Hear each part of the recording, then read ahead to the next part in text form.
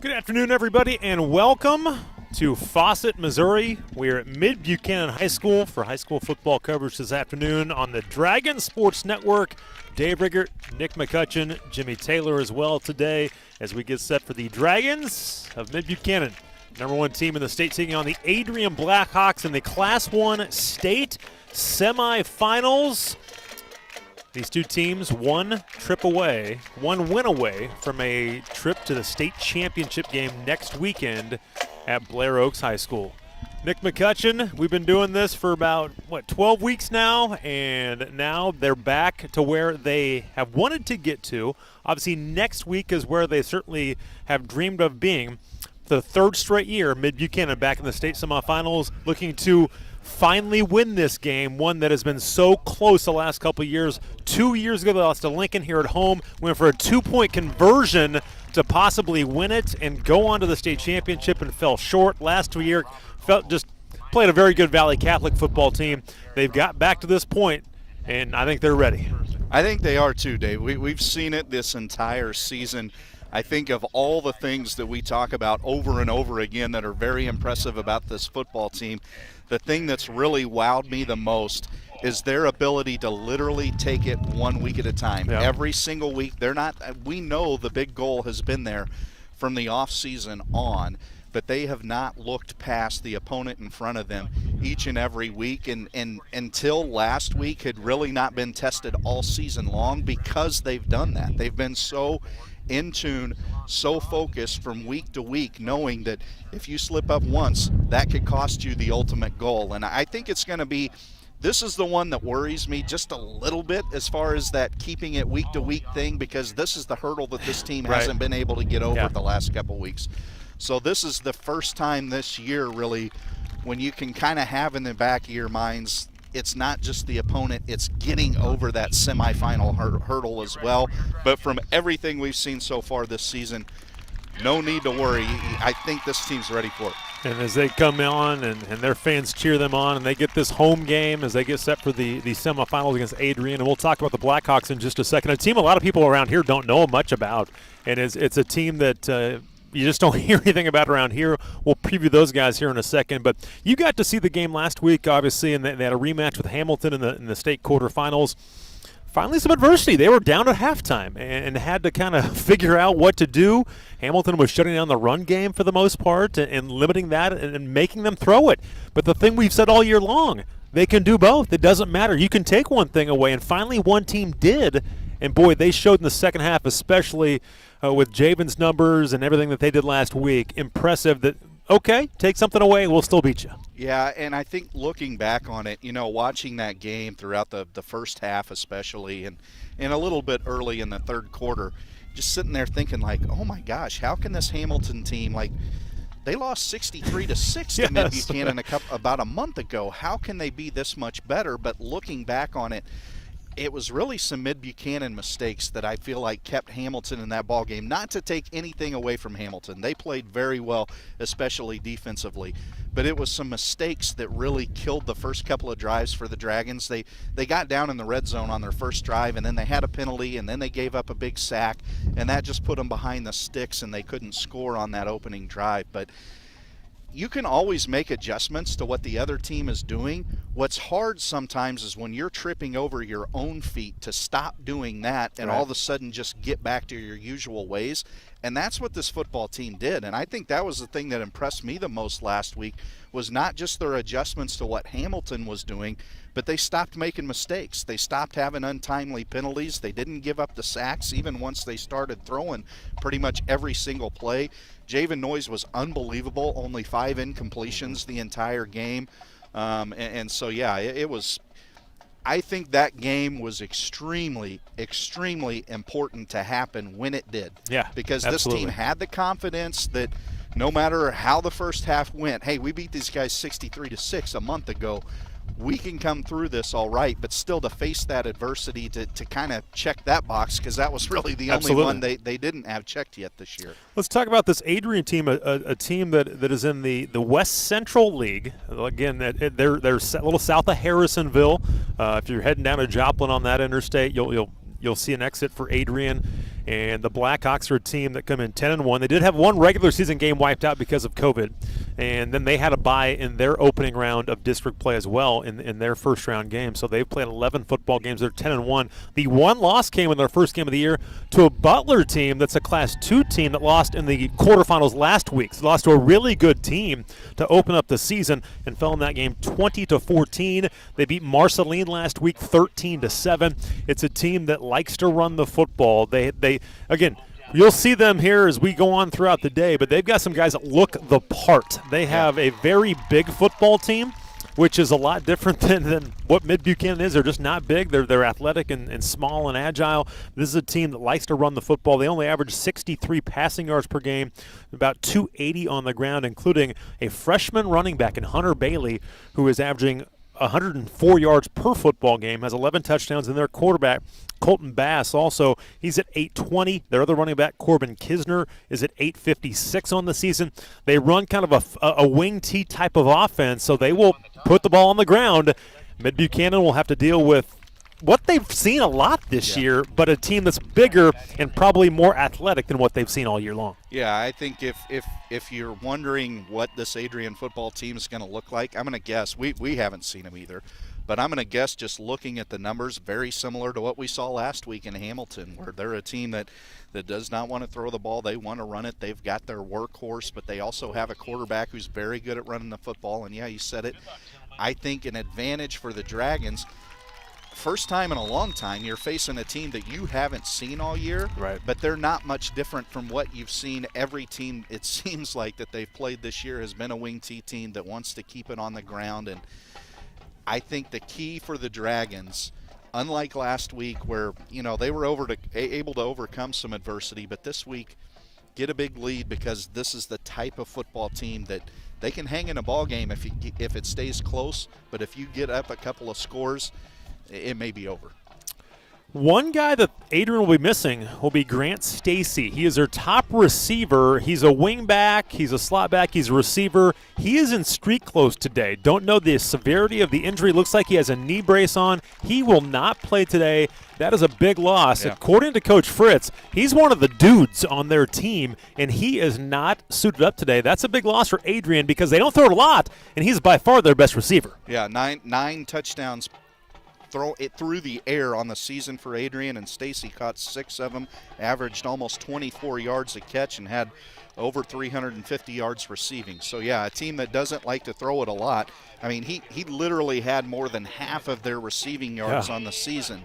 So you take him out of the football game, and now they probably, more than likely, become even more one-dimensional. A very short high kick. We are underway. Butch Walters will not call for a fair catch, makes the catch at about the 34, gets a couple of yards. They'll mark him down at the 35-yard line. So didn't want to kick it deep. They watched film on Mid-Buck. These two teams have scouted each other well, and we are set for football here as we are underway now in this Class 1 state semifinal. The Dragons will have the football, and Javen Noyes broke the state record last week for most career touchdowns, and he is going to lead the offense. He had over 500 yards himself last week. Yeah, it was pretty much the Javen Noyes show last week. Fake handoff, he'll run to the right side, gets a block from John Robinson, gets outside, has a lot of room to the 40, first down, cuts to the 50-yard line and goes out of bounds. Good job on the outside. Little misdirection, good block by John Robinson, and a first down from Mid-Buck on their first play of the game. And it's great to see that right out of the gate for Mid-Buchanan, because last week the runs outside the tackles just were not there against that Hamilton defense. They did a great job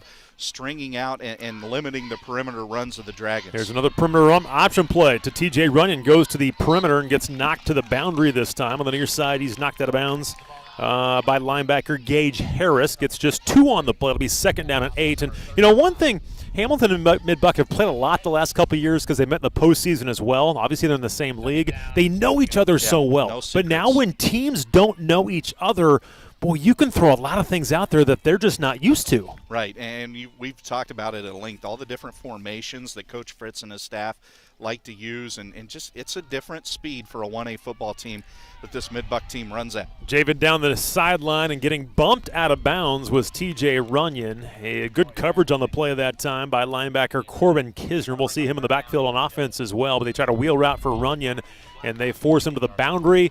It's overthrown, incomplete. Now 3rd and 8. Big play here early on their opening drive. Yeah, and the Dragons, especially once they got rolling last week, they were tremendous on 3rd down. That last drive where they scored that last touchdown to put the nail in the coffin, I think they converted 5 third downs on that drive alone. Just underway, 11:35 to go first quarter, this Class 1 state semifinal. 2 receivers to the far side right, 2 to the near side left. A 2-by-2 formation. Rollins Brandt goes in motion out of the right side, and now a flag comes out, and it will be a delay of game. And those are things you don't want to see. It took a long time for them to get the signal from Coach Fritz on the sideline, and I don't think Javen even noticed. And honestly, with them playing at 1 o'clock in the afternoon, they had to do it last week obviously as well, but the sun is making things hard to see on the scoreboard, the play clock. It's just you're not used to it playing at this level. Yep, exactly. Trips to the right side now, 3rd and 13 from their own 47-yard line. Mid-Buckle roll the pocket right side, a little bit of pressure. Javen steps up, wants to run the football, and will. May have enough for the first down, comes near sideline, won't get there. Great job by Kisner, the inside linebacker, to chase him down, and Javen is 3 yards short. First big call from Coach Fritz here early in the game. Yeah, and they went for it on 4th down a couple times early last week and didn't get it. And that's really what allowed Hamilton to stay in that ball game early on, as the Dragons weren't able to convert some 4th downs. But this one a little bit more manageable than what they had early on last week. Remember, Javen is also the punter, so there always could be a quick kick. Yep. But they're in a pretty good spot where they could go for this. Let's see what Javen does. He's out of the shotgun, and they will go for it. He's going to run the football to the right side, and he will not get there. He gets spun around. Oh, he's going to stay on his feet. He will get there. He got spun around, looked like he was going to go down, and he gets 4, needed 3. First down, Mid-Buck. Great effort from Javen Noyes. Yeah, that was tremendous there by Javen. And a great defensive play because the hole was there initially, but they closed it up quick and got Javen wrapped up. Looked like stopped short, but he just kept pushing forward. Case Duty and Keaton Cook, 2 big-time guys. Now in the backfield, there's TJ Runyon powering his way to the 30-yard line. Picks up about 9 on that play, just shy of the first down as they continue to move a minute into the football game on the move at the now 30-yard line. They'll go with some tempo now and send Rollins in motion. He gets it on the fly sweep, trying to find a hole. He has a first down and more. He gets across the 25, up that right hash mark, down to the 22. There's 8 more on that pass play to Rollins Brandt, and now they're nearing the red zone. They're just playing at a completely different speed than they were early on last week, Dave. I really like what I'm seeing. Hand off to TJ, cut back, run to the 15, 10, there goes TJ, 5, he's in, touchdown, Dragons! Just like that, they go right down the football field, and they lead this Class 1 state semifinal 6-0, a minute 23 in. What a tremendous confidence boost for this Mid-Buchanan offense. Dave, you talked about the size of this Adrian football team. You look out there at their defensive line. Those guys are big. They already look worn out. They already look, just the body language, not a good sign for the Blackhawks. Here's the kick from Leighton Starks. It is on its way, and it is good. What a start for the Dragons. They convert a 4th down, which it looked like he wasn't going to get there, but Javen, again, being a senior, playing in this game 2 other times, he would not be denied, and it leads to a touchdown as they strike on the opening drive in this state semifinal game. They only had really 1 pass down the football field. They want to establish the run game against this football team early on. Yeah, absolutely, and show how physical they're able to be. I think that's what surprises Mid-Buchanan's opponents a little bit. You look at them, they're a little bit smallish. You know, they've got all these athletes, and so you think they might be a little bit soft, but they're not. This is an incredibly physical football team, and when you can come out and have a drive like that where you pretty much just keep it on the ground and are extremely physical at the point of attack, as this football team has been all year long, and you start establishing a little bit of doubt in your opponent's minds. Back to receive the kickoff for Adrian will be Hunter Bailey, their talented freshman running back. We'll talk a lot about him. And also back there is Gage Harris. Lane Ellison will kick off. He's got the wind at his back. We haven't talked about that yet. It's a beautiful day. With the wind, he'll kick it. Harris over his head and into the end zone. Touchback. He had to look up into the sun that time and kind of shield his eyes. But it's a gorgeous day. It's 54 degrees. We're on top of the press box, so it is a little windy. And if you can see the flags over there, if you see the flags on top of the goalpost or the American flag over by the scoreboard, it is very, very windy here. It's good job by Jimmy to get over and get that shot. The wind could play a factor a little bit today. Yeah, and I think probably a factor in the fact the Dragons won the coin toss but deferred. They wanted a chance to start with the wind and not worry about having it right away. Here's Colton Bass in the offense. Here is Hunter Bailey, their freshman running back, and you can already see he's pretty shifty. He's not the biggest kid in the world. They've got a big back in Kisner, but Hunter Bailey, after over 100 yards per game as a freshman, he picks up about 7 on first down off right tackle. Yeah, that's absolutely incredible for a freshman football player to be able to do what he's done for a football team that's in the semifinals right now. I mean, he's 5'8", 160. He's not a big kid. A lot of times you'll see some freshmen that are built pretty good, but he's a smaller kid. Here's Kisner. He's their big back, kind of a fullback type player, but he has over 800 rushing yards this year, and he'll go for 5 more. And they'll give him 6 now and move the chains just like that. And this is what they're going to do. They're going to try and run the football. They don't throw it a ton. They average almost 300 rushing yards per football game. And now can they go up against this big offensive line of Adrian, the big backs, the big quarterback that they have, and can they shut them down and contain them a little bit? First and 10 now from their own 33-yard line. Adrian's going to throw the football this time. Bass slings it near sideline. Falling down on the intended catch that time was Lucas Stone. Coverage on the play on the near sideline by Blake Hunter. Yeah, and with Stone falling down, Blake Hunter tripped over Stone. Yeah. If he doesn't trip over him, it's a pick 6 because that wasn't a great, well-thrown ball to begin with. Receiver falls down. Blake Hunter wanted to intercept it, but he tripped over the receiver who'd already tripped on his own. Bass is only completing 42% of his passes this year. Here's a handoff to Kisner, and a host of Dragons right there for only a 2-yard gain. Good job defensively. Wade Stanton was one of the first guys there. Butch Hunter from his middle linebacker spot. Creed Webster off there. Lane jumped on late. Good job. Again, it's a collective effort on the defensive side. 3rd and 8 now for Adrian. Yeah, this defensive line, they were challenged a little bit early on last week, and they came around later in that ball game. They've done a good job so far here early in this one. Split backs again in their wing T. One receiver each way. Here's a counter to the near side. Bailey gets tripped up in the backfield. I don't even think it might have been his own guy pulling that time where he tripped over the grass, but that'll be a loss on the play, and he loses 2. It'll be 4th and 10 now with 8:57 to go here in the first half, or first quarter. He really just had Lane Ellison around the edge to beat, and he was probably going to get a first down if he could get around Lane, but the old turf monster gets him, and looks like Adrian will punt it here, and Rollins Brandt is going to go back deep.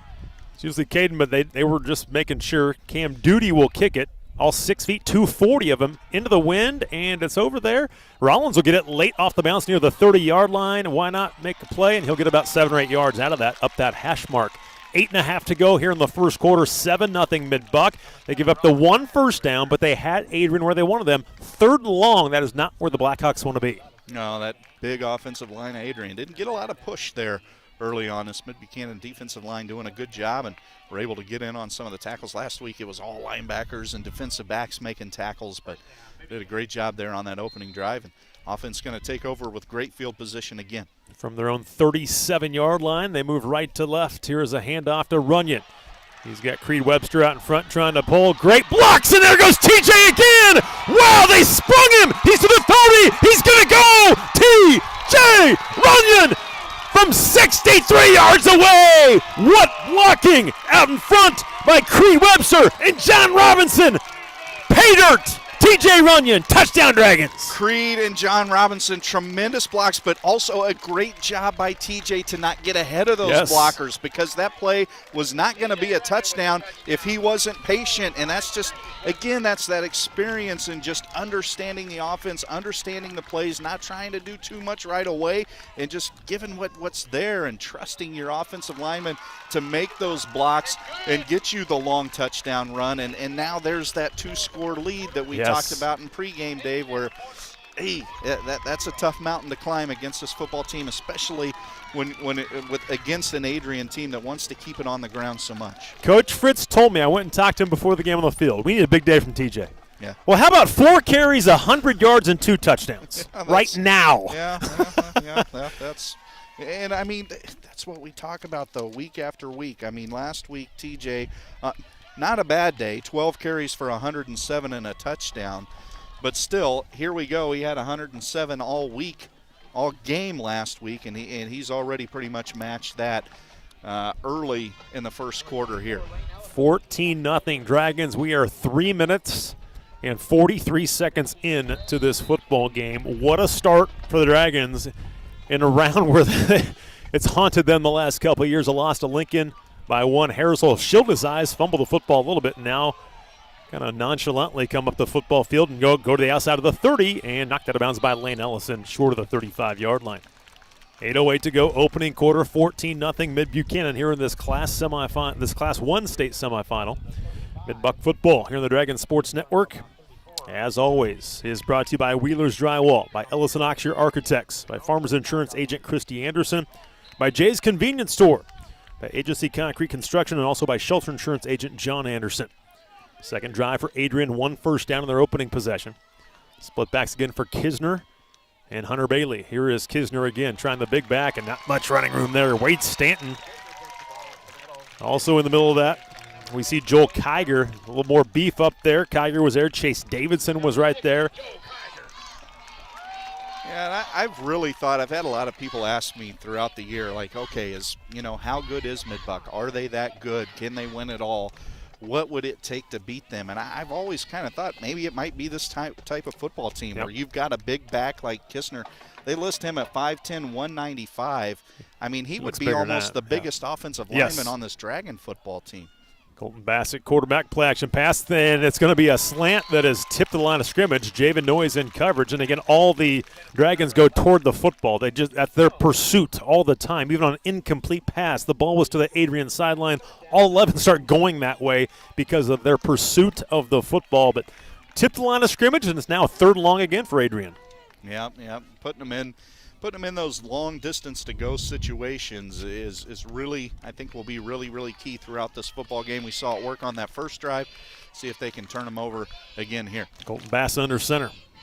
He turns, counterplay again, cutting up inside. Bailey's got some room to run, but he slips down again, making the tackle from his free safety spot is Caden Bailey. He's going to be about 3 yards shy, and boy, I think this is almost go-for-it time for Adrian and their football team just because of how this game has started. 7:10 to go. We're down 14-0, and it looks like they're going to punt the football.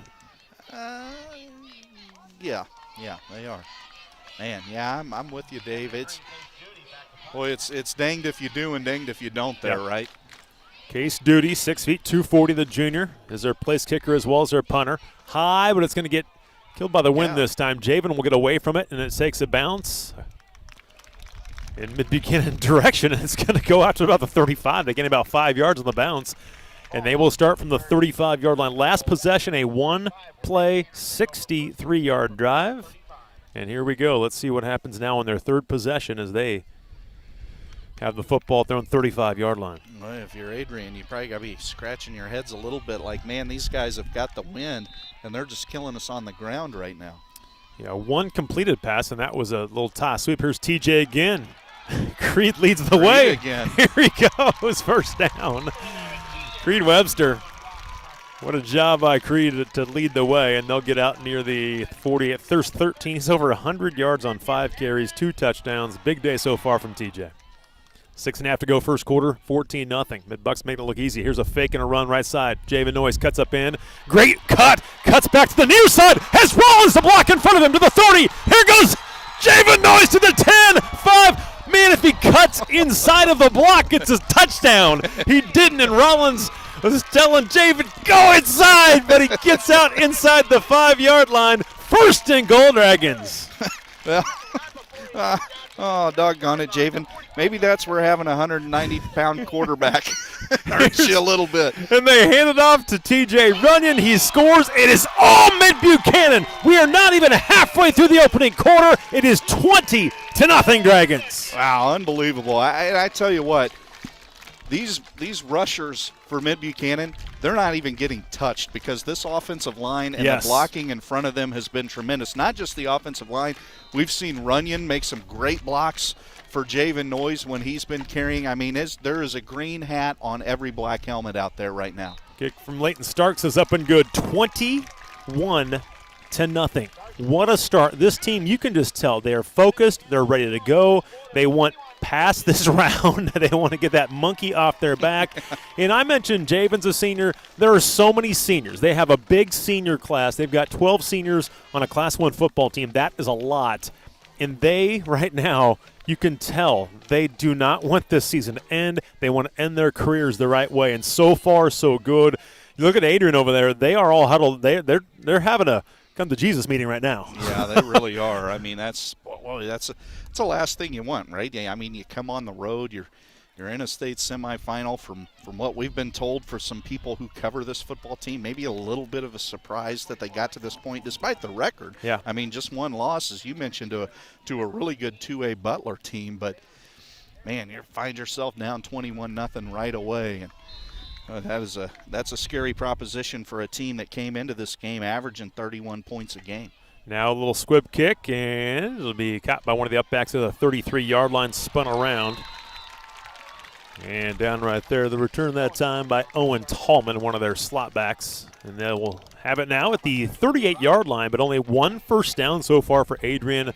Boy, this is an almost must drive for the Blackhawks right now. They've got to get something going, and the something has to be points at this point in time. Down 21-zip, 6:06 to go here in the opening quarter. Yeah, if nothing else, you want to possess the ball a little bit, get some confidence. But, yeah, you've got to start scoring. Already down by 3 touchdowns. And this is a team that hasn't had to play from behind, and their makeup is not to play from behind because of how they play. There's a tackle this time by Creed Webster. He's been all over the football field in offense and defense. Lane was right there to help make a tackle. Just a 1-yard gain for Hunter Bailey. Yeah, last week it was Cage Burns that had a absolutely tremendous ball game, and this week it's Creed. And we say that sound like a broken record every week, how we talk about it. It seems like different guys each week that step up for this football team because they are so deep, they're so good all the way across the board.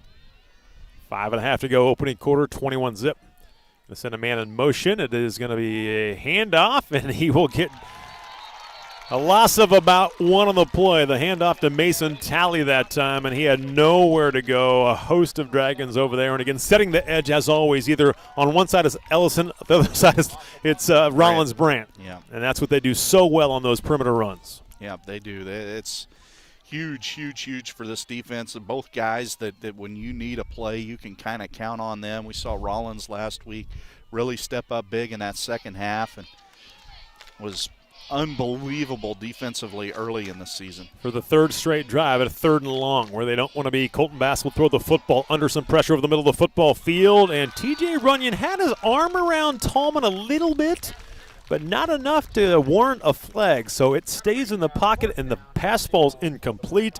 Adrian and their quarterback Colton Bass now 0 for 3 and 0 for 3 on 3rd downs.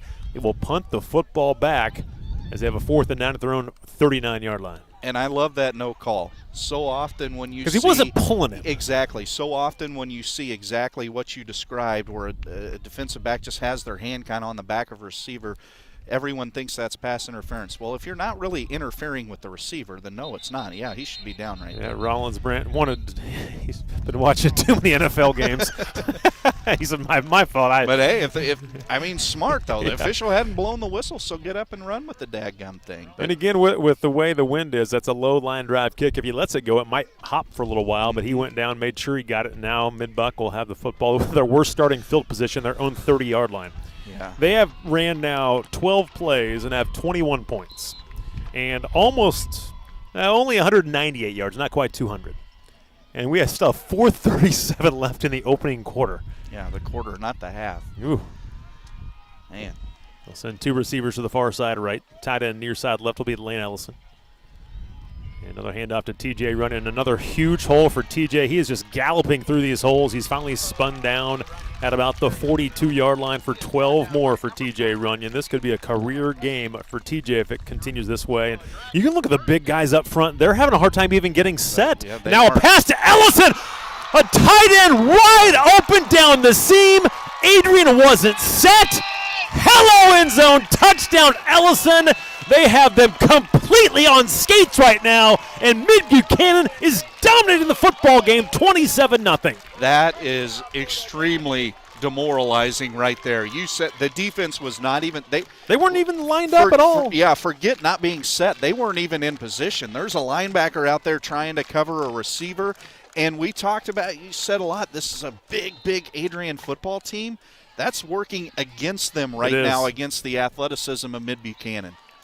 Holy smokes. 28-0. This is a state semifinal game. These are 2 of the best 4 teams in the state. Right now, it doesn't look like it. It is all Mid-Buchanan. 4:19 to go in the first quarter, 28-0. Mid-Buchanan, I love what they've done. Up-tempo against a bigger team, wear them out. And you're right.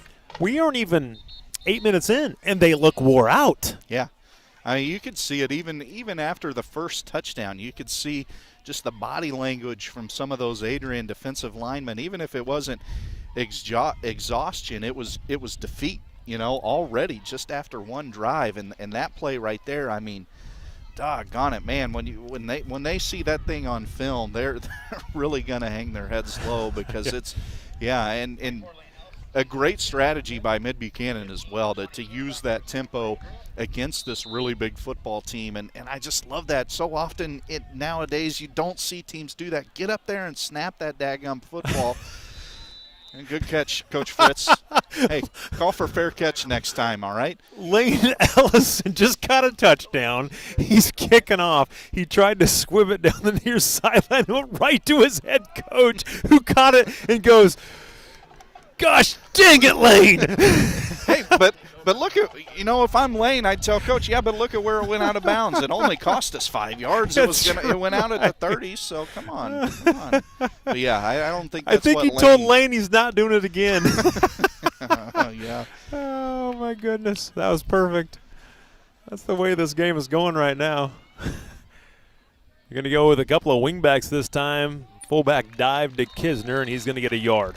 Boy, they kind of figured it out. After a couple of plays early, they gave up a 7-yard run, a 6-yard run. Since that point in time, their longest run has been 2 yards when it's really mattered. There was a third and long where they got 6, but second and 9, they're putting them in some long down and distances where they just are not comfortable with. Yeah, I'm incredibly impressed with the play of this Mid-Buchanan defensive line. I mean, they're going up against guys almost twice their size, and they're winning the battles. Hand off to Talley right there, waiting for him, setting the edge again. Rollins Brandt, tackle for loss. For Rollins this year, that is his 26th tackle for loss. As a team, going into today, 140 tackles for loss in 12 football games. Yeah, and again, a lot of it's that athleticism, a lot of it's the experience of knowing where to go. You got so much more trust in your teammates then. You don't have to do it by yourself. Okay, I'm just going to do what I do, and if that works out, then somebody else is going to make the play, or maybe I'll get to make it. They show some blitz. Colton Bass under pressure immediately goes down. Guess who again? Rollins Brandt spins him down for his team-leading 12th sack. Another 3 and out. The domination continues with 2:54 to go here in the opening quarter. 28-0 in the third consecutive 3 and out. Man, things are going well when half your defense can converge on the quarterback at the same time. I think Rollins was there first, but Creed Webster was in there. Cage Burns was in there. Butch Walters was in there. My goodness. Here's a punt again, and it's going to be shanked this time, mid-buck. Lane was going to try and catch that thing. It almost hit John Robinson. This is going to be a 7-yard punt, and Mid-Buck will take over at the 34-yard line. They need more help right now. Well, at the 34-yard line. Are they going to say it was hit by a dragon? They're talking it over. I don't think it was. I don't think it was either. It came extremely close to hitting John Robinson, and I think it might have, but if it did, it was off the bounce. The Adrian punt doesn't make it back to the line of scrimmage.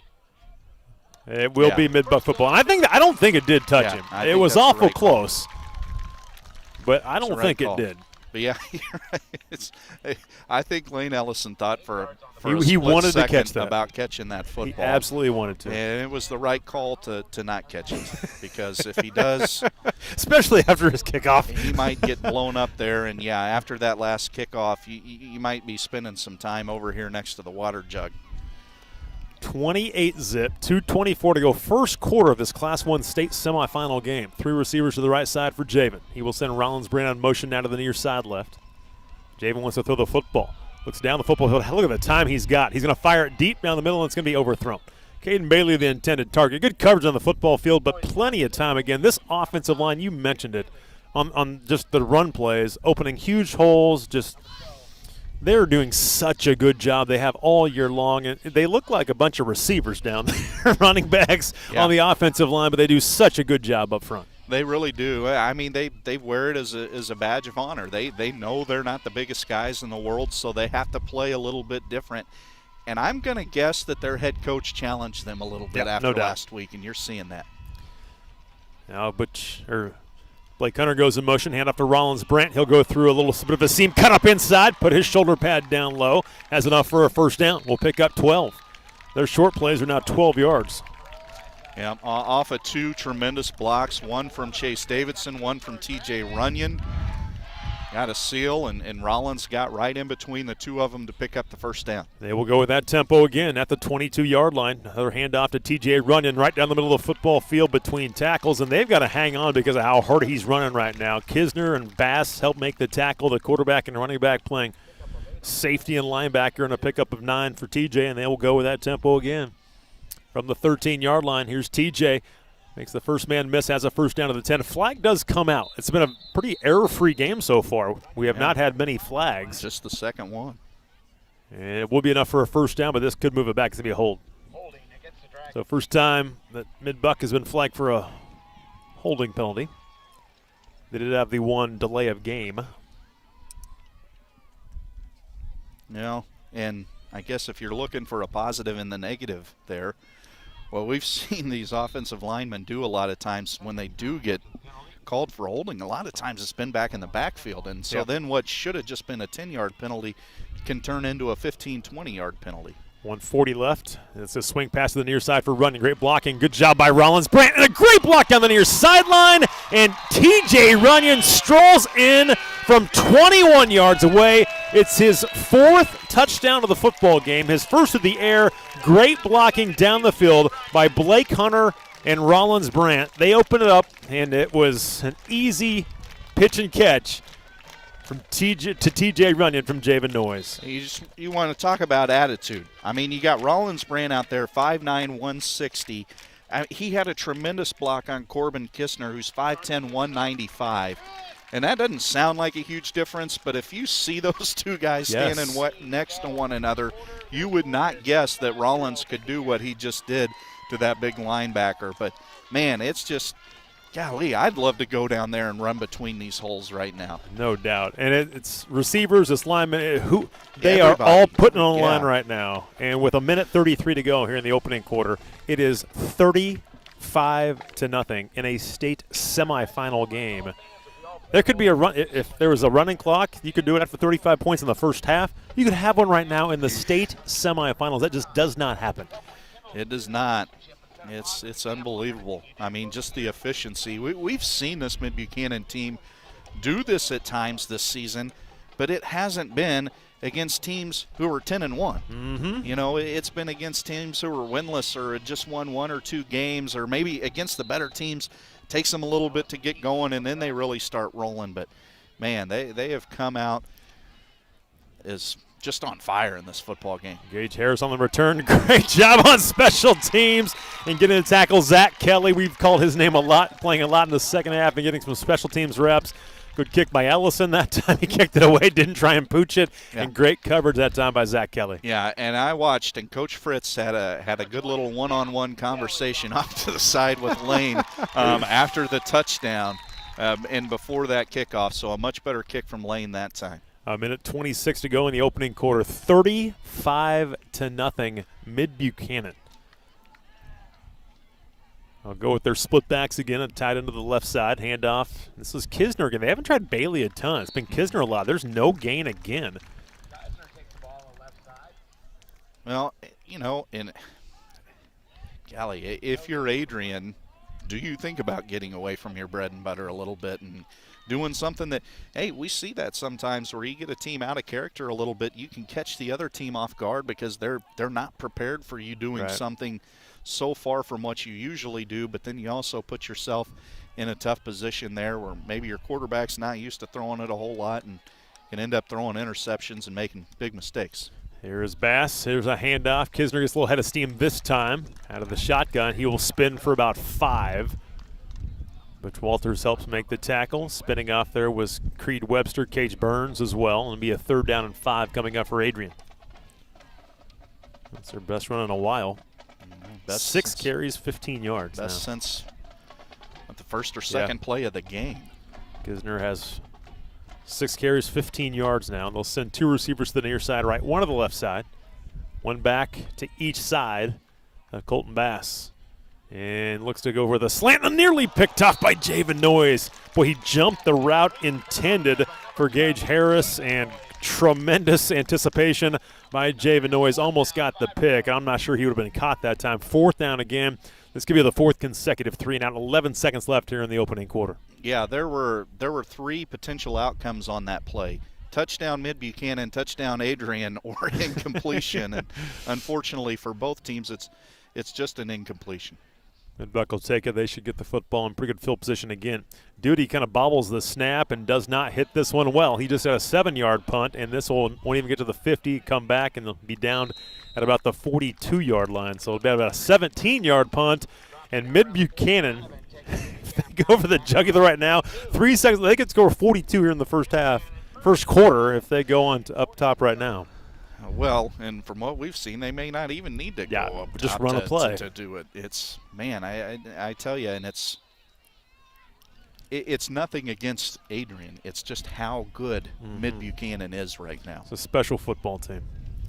3.4 left here in the opening quarter, 35-0 Dragons. Javen Noyes claps his hands, gets the snap, looks near side left, double move for Ellison. They want to go up top. Here's Ellison, and they're going to be overthrown. Wynn got a hold of that a little bit, and it was well played that time by Tallman as they went with a double move to Ellison. They knew it might be coming. They took a shot. It's overthrown, incomplete, and that's our first quarter play, dominated by Mid-Buchanan after 1, 35-0. Dragons lead the Blackhawks of Adrian. As our football coverage here on the Dragon Sports Network is brought to you by Shelter Insurance Agent John Anderson, Agency Concrete Construction, by Jay's Convenience Store, by Farmers Insurance Agent Christy Anderson, by Ellis Knoxshire Architects, and also by Wheeler's Drywall. As we continue in just a minute right here on the Dragon Sports Network.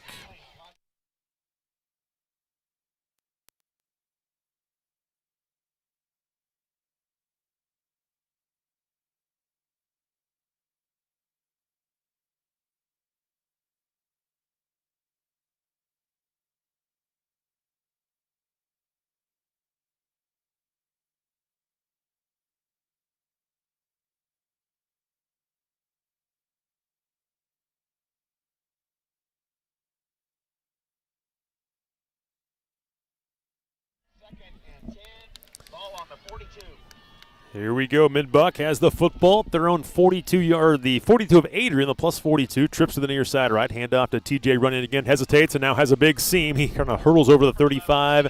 Making the tackle for the Blackhawks is linebacker Gents Griffith. But they move the chains once again down to the about the 31-yard line. There's 11 more for TJ. Go with that tempo. TJ using that patient running style to try and find a hole and accelerate. He'll get across the 25 to the 26, make it 24, and he will get 7 more yards. Now 10 carries, 149 yards in the football game. I'll tell you, if you're watching at home, just watch on the next running play how far down the field the line of scrimmage moves and just all the lanes that the backs have to go through. And, of course, as soon as I say that, it doesn't happen. Watch for it the next play. or rewind if you have the capability to the previous two. Jake Welcher, Keaton Cook combined to help make the tackle. This is the first third down since the opening drive for the Dragons. Here's Javen Noyes on a quarterback keeper, and he'll have the first down and more. Gets inside the red zone now. I'd say Butch Walters that time did a great job. He's the lead blocker, and as he went through the hole, there was nobody straight on. What did he do? Did he just keep running? No, he went and found somebody to hit, and now Butch gets the carry. There he is. Butch is going to run over Colton Bass, the quarterback, and come up just shy of the end zone. He's down to the 2-yard line. Again, they are staying with that tempo right now, and it has been tremendous. So from the 2-yard line, another handoff. Butch Walters cuts up inside. Doesn't matter who runs the football right now. It is going the Dragons' way. Butch Walters in from 2 yards out. Another senior gets a touchdown today in this football game. It's 41-0 with 10:55 to go before halftime.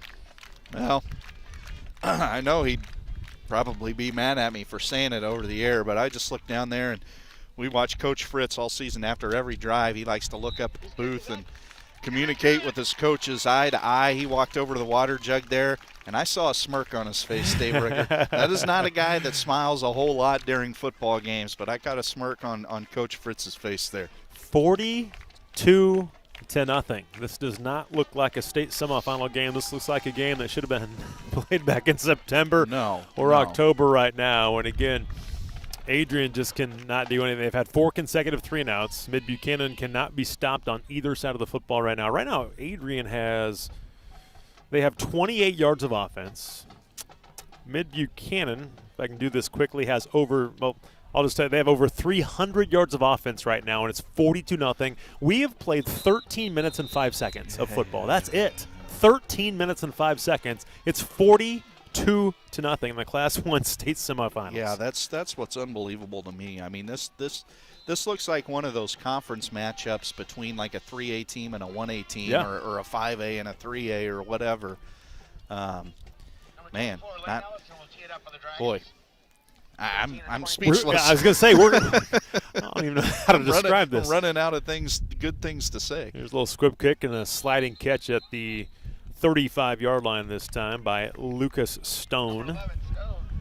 So it'll be Adrian football, and you probably ask, should they deviate from what they do? Should they draw back and throw it? Well, I don't know that they can, honestly. I'm not sure that they can. I don't think they're built for that. They're without their best receiver. Out. Yeah. Their quarterback, even with their best receivers, completing 42% of his passes. So I don't think they really can. It's just this is who they are. When they get behind in games, which they haven't, they struggle. And then that's the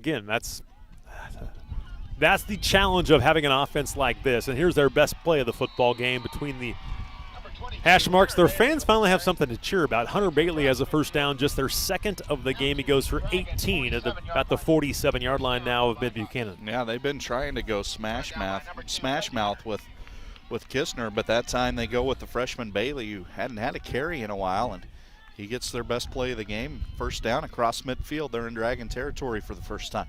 At the 47-yard line, a minute and a half gone by second quarter. Here's an option play, and Kisner right there. Good job by Butch Walters. Boy, the middle linebacker fielded on the dive play of the option, and he holds him to just a 1-yard gain, and that's a big-time play with the linebacker, Butch Walters. Yeah, it is, and I've been a big believer most of my life that power will beat speed more times than not, and this Dragon football team has proved me wrong. Well, yeah, I think you can say power. They've got tons of power. They do. I think it's the size factor. Yeah, you look at it, they look the part, but the power, I think the Dragons, they've worked their tails off in the weight room as well, and Coach Fritz is a big part of that. Here's Bailey, finally gets free. Leighton Starks tries to grab him. Good cut by Bailey to the near side outside the numbers, and then Leighton will finally chase him down inside the 10 at about the 5-yard line. But, boy, good cut by the freshman Hunter Bailey, and finally got some space. So you can see why he's done what he's done as a freshman. Yeah, you led me into it. I mean, that was a tremendous – the last cut that he made was tremendous to cut it out to the outside. Probably got him another 15, 20 yards on that carry. But tremendous pursuit by Leighton Starks as well to run him down. A lot of guys give up on that and don't want to dive and look foolish and not make the tackle, but Starks stops him short of the end zone. Here's Hunter Bailey again, and boy, a big-time collision. Butch Walters is right there to fill the hole. That was a big-time collision for a short gain of 1. Davidson helped out, but Walters was the first one there. Hunter Bailey now 7 carries, 73 yards. That one went for 41 down to the 5-yard line. 9:10 to go before halftime, 42-0. Adrian trying to find something positive happening here in the first half. We've seen this Dragon defense at times. They've been susceptible to those big carries. Sawyer Morrow had a 65-yarder last week, but it's the ones in between that just aren't there. There's a toss to Bailey and follows some of his big blockers, and he will be shy of the end zone just barely. How did he not get in? That's what the Adrian players had their palms to the air like, what? Are you sure about that? He ends in the end zone, but the ball is going to be essentially at the goal line. So it will be a 3rd down and goal from inside the 1-yard line. 8.5 to go here before half, 42-0 Dragons. Colton Bass leads his offense out there. Go I formation. No, it won't be I formation. Well, kind of an offset split back. And Colton Bass, luckily they only had to go an inch.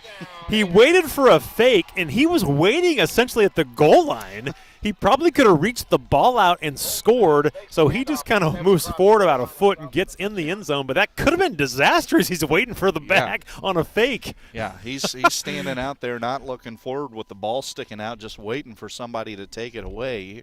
You said it. If that play happens on the 5-yard line or so, it might be disaster. But at the 1-inch line, move forward about an inch. you just kind of shuffle to your left a little bit, and you're in the end zone. Case Duty on for the PAT, 34 out of 47, and he will be 34 out of 48. Yeah, that ball never got off the ground. So 8:10 to go before halftime. Finally, Adrian gets on the board. It's 42-6 now. The Dragon lead is down to 36 now in this football game. We are in the Class 1 state semifinals as Adrian again finds the end zone. Their quarterback Colton Bass gets in as Mid-Buck will get the football back. Still playing time here in the half, 42-6. And again, you mentioned it, kind of speechless right now on how I never in my wildest dreams would have thought this would be happening in this football game. No. The 8-man state championship game is going on in Chillicothe right now. But this has the just score. It has the feeling of an 8-man football game. Unfortunately for Adrian, they've only got one of the 7 scores in this football game. And you mentioned it. This is a team that is 10-1. They're really good. They're in the semifinals, but they only average 31 points a game. So even if they got their average today, it's not going to be enough. No, not at this point. This point. And they won a 13-7 game against Marceline last week. They've played some lower-scoring games. They're not a high-scoring football team. And this is not a great matchup for them. We talk about matchups in sports a lot, and this is just not a great matchup for them. No, not at all. I mean, their scoring totals 26, 27, 27, I think 50, 41, 53, 40, but then 33, 28. And, yeah, you said last week in the quarterfinal just needed 13 to beat Marceline. So, and the other thing with that is when you're not scoring any more than they are and you're still winning 10 out of 11 football games, right, that means you're playing some pretty doggone good defense too, and we have not seen that. We've seen where their offense would be capable, but the Dragon offense against the Blackhawk defense, that has been a lopsided battle. Here's Javen Noyes in the offense, handoff to TJ Runyon. Line of scrimmage is the 30-yard line, comes around the left end, and he'll be knocked down by Kisner for a gain of about 5 more yards. And talking to Coach Fritz before the game, he was talking about their game with Marceline last week, Adrian's game with them. And he said Marceline is very similar to us. They spread it out, and he was a little bit concerned that they saw Marceline last week do kind of what Mid-Buchanan does. Obviously not the same, but they're a spread football team. Here's a toss forward to Rollins Brent with blockers in front of him. Good job to read the block and cut inside. Now he's to the 50 and breaks the tackle. He spins away and is finally going to get down to about the 43-yard line as he gets 23 on that pass play on the shovel forward. But to go back to my point that Adrian saw a spread team last week and held him to 7 points. Mm-hmm. So Coach Fritz, he's worried all the time anyway, but was really worried after that. Obviously, it hasn't mattered. Direct snap right to Rollins this time. Javen Noyes will block for him. He gets tripped up from behind for a short gain of 2 that time. Kisner, well, he's been all over the football field. He is. That's a junior playing like a senior right now. I mean, pride is fueling him. He's made 2 potentially touchdown-saving tackles on this drive already. He's out there pouring his heart out. Second down 8 football at the 41 in Adrian territory. 7 minutes to go before halftime. 42-6 Mid-Buchanan. Fake handoff. Here comes Javen up the middle, and he's going to be tackled for a short gain again. He'll get about 2 to the 39, now 3 to the 38-yard line. Hopefully make the stop that time. For Adrian, looked like it was, Pruitt who helped make the stop that time. You know, Javen kind of seemed like, it's kind of been a quiet half for him on the ground. Just lost 89 yards rushing on 6 carries. Kind of forgot about the 41-yarder where he should have scored. Mm-hmm. And again, there's 41 yards right there. Third down, just the third down the football game. Going to throw it, and it's a screen left side. Looked like it was trying to get set up to Lane Ellison, and it's incomplete. Now 4th down coming up. They are 1 for 1 so far on 4th down. It was a 4th and 3, similar part of the football field on their opening drive. I think that time Lane kind of lost the football behind all the people that were in front of him. A lot of of congestion. There. Yeah, ready to set up the block. So even if he catches that football, maybe not going to go for much as your blockers are supposed to be in front of you there, Yep. not behind you, and that's what shielded his view. 4th down 5 from the 38 of Adrian. Rollins Brandt will come in motion. They're going to fake it to him, and it's going to be a draw for Javen Noyes.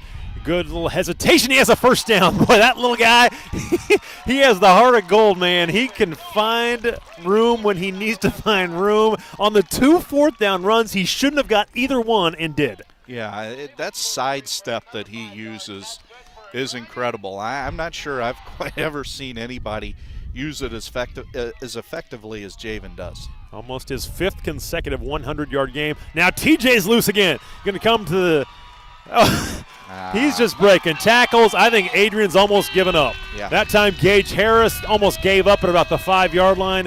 TJ Runyon, another touchdown. His 5th TD of the game. 6:06 to go before halftime, and the onslaught continues. I'm going to give Gage Harris a little bit of the benefit of the doubt there and say that maybe he thought if I make this tackle, it's going to be a horse collar, and that's not going to do us any good, Yep. so I'm just going to let go. But, yeah, he had his hands on TJ and let him go. 32 more yards for TJ Runyon. Well, Coach Fritz, you got your wish. You needed a big day from TJ. Only 5 TDs, 1 through the air, 4 on the ground, 187 rushing yards on 13 carries. And, man, this show continues by this football team. In the air, on the ground, it doesn't matter. And they're doing both today. 110 through the air already, and they have almost 300 rushing yards. What a performance so far from this football team on both sides of the football, but especially their offense.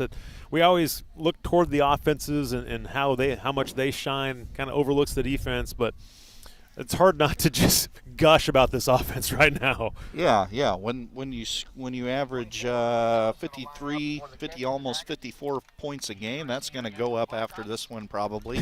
You can't help but gush about the offense because it's too. When you watch this football team, they make it look so easy that's what I think is so impressive about it. But boy, not to overshadow the same guys on the defense too. They do a tremendous job. Kickoff to Harris at about the 16-yard line. He's going to look for blockers, and it's Zach Kelly there again on special teams. It's almost like he's just hustling down, getting unblocked, and he's going to make the tackle. 6:01 to go before halftime. 49-6 is our score as the Dragons just continue to dominate this football game. We'll see what Adrian can do now. They did have a score in their last drive. Finally got Hunter Bailey free, their freshman running back, and we'll see if they try and continue that. Yeah, they got a little bit going on that last drive and seemed to find some stuff that was working. Now, as we know they've done all year, this Mid-Buchanan defense does a tremendous job of making adjustments as well. Here's Kisner right at that mesh point. Again, he just has none. Can't get a hit of steam going at all. He gets a couple more yards right there, but Joel Kiger, Cage Burns off the pile that time. Butch Walters has been on almost every play defensively, especially when they go with their fullback. That's his responsibility. Yeah, and against this defense, even if you've got a hole, you better hit that thing with a full head of steam, or the athleticism of the players in the second and third levels of this Dragon defense are going to get you. And that's kind of what's been happening with that dive play is it's just so slow developing that it gives time for the defense to get there and stop it short. 5:22 left before halftime. 2nd and 8. Here's a handoff to Hunter Bailey, and he's going to get spun down. Joe Kiger right there. Good job from his nose tackle spot to kind of get off a block, grab him and pull him backward. He had some help as well, but a good job to limit that to about a 3-yard gain. Yeah, Joel's been in there several times doing that. Just even when he doesn't completely get off the block, just using his size to get one of those massive arms out there and slow the runner down because you got great linebackers behind you that'll clean up. He's one of the guys that does have some size on this Dragons football team. Here's a fake handoff counter play. Bailey gets hit by Cage Burns. He's going to get enough for the first down, I believe. At about the 36, they'll give him 5 and move the chains. Good collision that time, and Bailey now 84 yards on 10 carries. Well, misdirection that time, but still just barely got the first down. They will move the chains, move some clock. 4.5 to go here in the second quarter. Yeah, and again, I think against this defense, Bailey is the better matchup because he can get a little bit more speed through the hole and get to that second level faster than Kistner can. Well, surprised I didn't see more of Hunter Bailey early on. Those first couple drives. We saw it the opening drive when they had the first down, but then they got Second and third and long. Out of the shotgun, and they'll fake it. Under pressure, going to throw it down the far sideline, and the wind got a hold of that one. Tried for Harris. Starks was the defender on the play, but also they made him throw it early because of the pressure, and that's how it's been all year. When somebody drops back to pass, they just don't have a ton of time, and sometimes they just let it go early. Yeah, well thrown football, open receiver, but yeah, the timing wasn't there, and the wind catches it a little bit, and it's 5 yards downfield in front of the receiver. 49-6, Mid-Buchanan. Right now, they are well in command of getting a trip to the state championship for the first time in school history. Here's Bass, wants to pitch it late and does to Bailey. Great pursuit from the far side to come back to this near side by Rollins Brand. He was trailing the play. Kind of a dangerous pitch by Colton Bass that time, but they get 4 out of it. Brandt and Leighton Starks combined for the stop. I mean, it's a gain of 4, but that's tremendous defense there. They had everybody covered up. If it would have been a handoff to Kistner, they were going to stop him right away. Bass has it. They tackle him almost for a loss. He pitches it. They get Bailey right away. So, man, it's just textbook right there. Split backs again on 3rd down and 6. They will blitz the football. Toss sweep now to Bailey. Has blockers out in front. And, again, good finish here of the run that time by Hunter Bailey. He's going to move the chains. He was stopped about a couple yards shy of the sticks, but he's just able to have enough momentum to carry forward and just barely get the first down, but he gets 6, and they'll move the chains again. Yeah, and I think he can kind of use that small stature to his advantage a little bit, especially on a run like that. You saw his big offensive line out there in front of him. Not really blocking anybody, but just kind of getting in the way enough he can get behind him, and you lose the guy. From their own 46-yard line, and it's going to be Kisner on a dive, and he gets slung backwards again. Joel Kiger, I believe, was the one there. He grabs him, just slings him back, doesn't let him go much further, kind of grabs his waist and hangs on and pulls him back. Yeah. Gain of 2.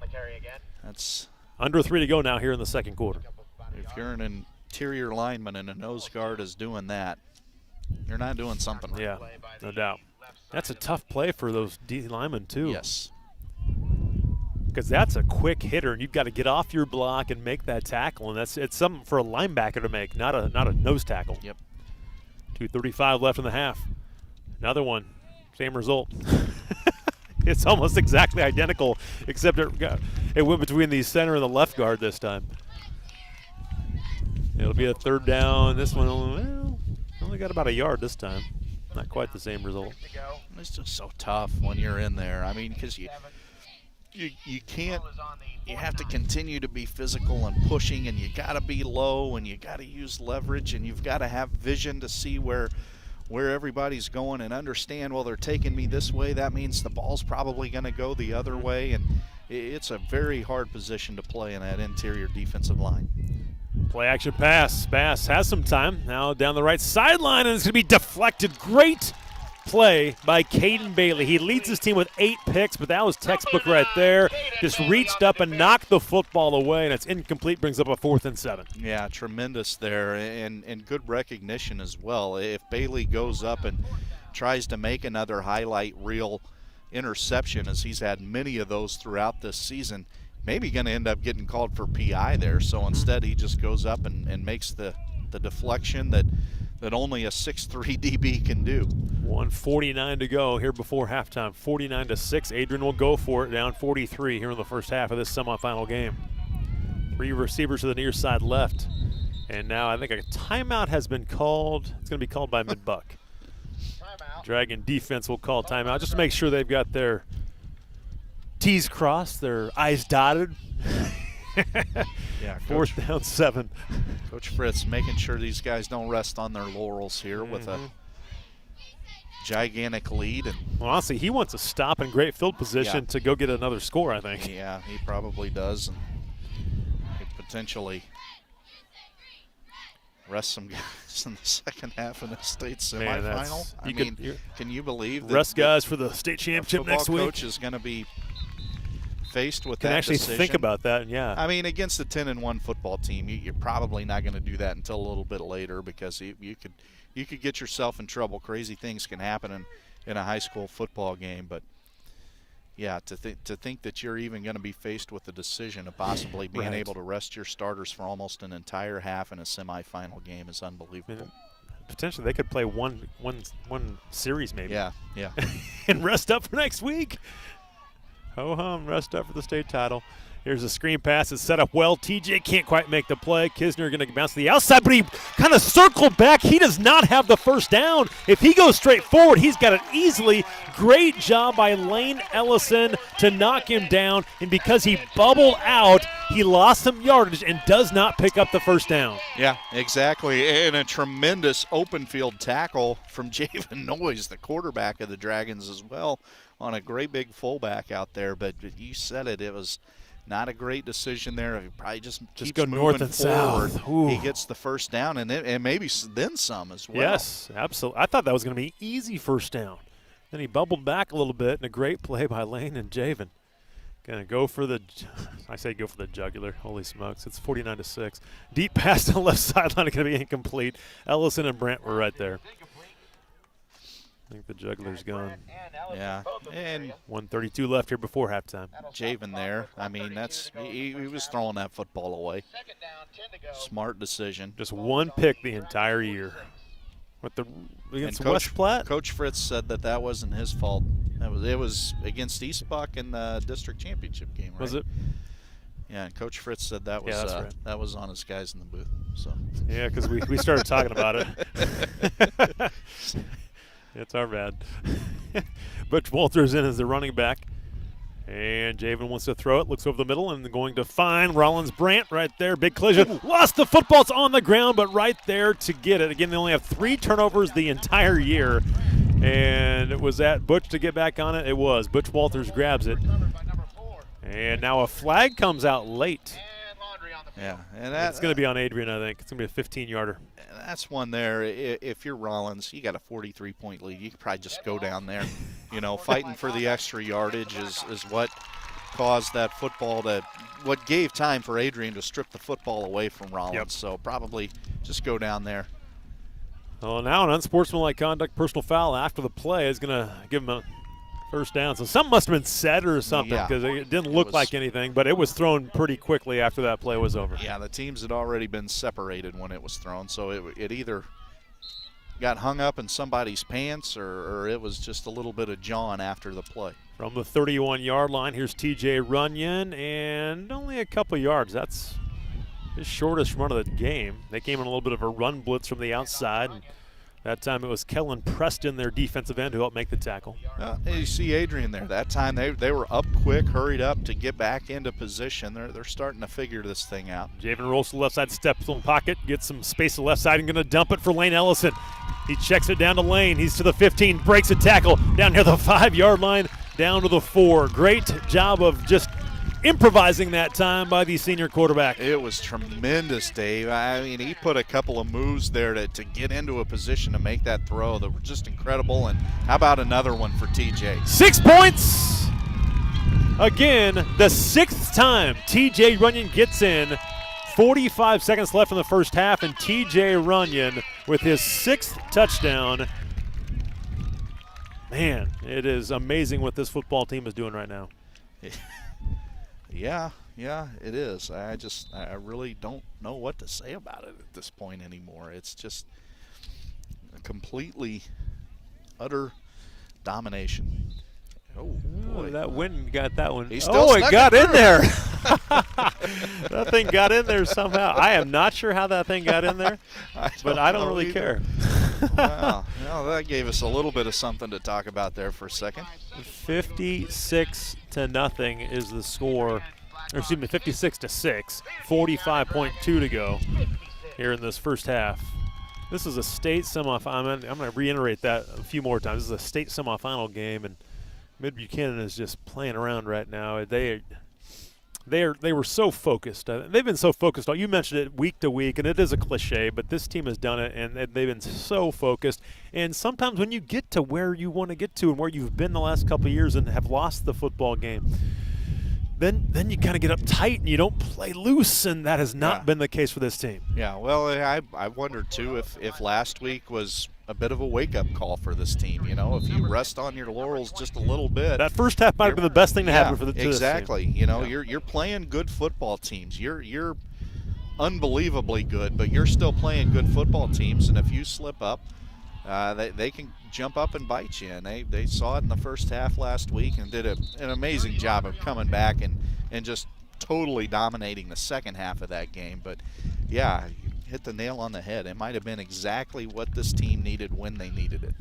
Kickoff back to the 29, but it's going to be a flag on Adrian. Going to put him back inside the 20-yard line with 36.1 to go here in this first half. We're going to send Nick down. He's going to get a few comments from Coach Fritz here at the break.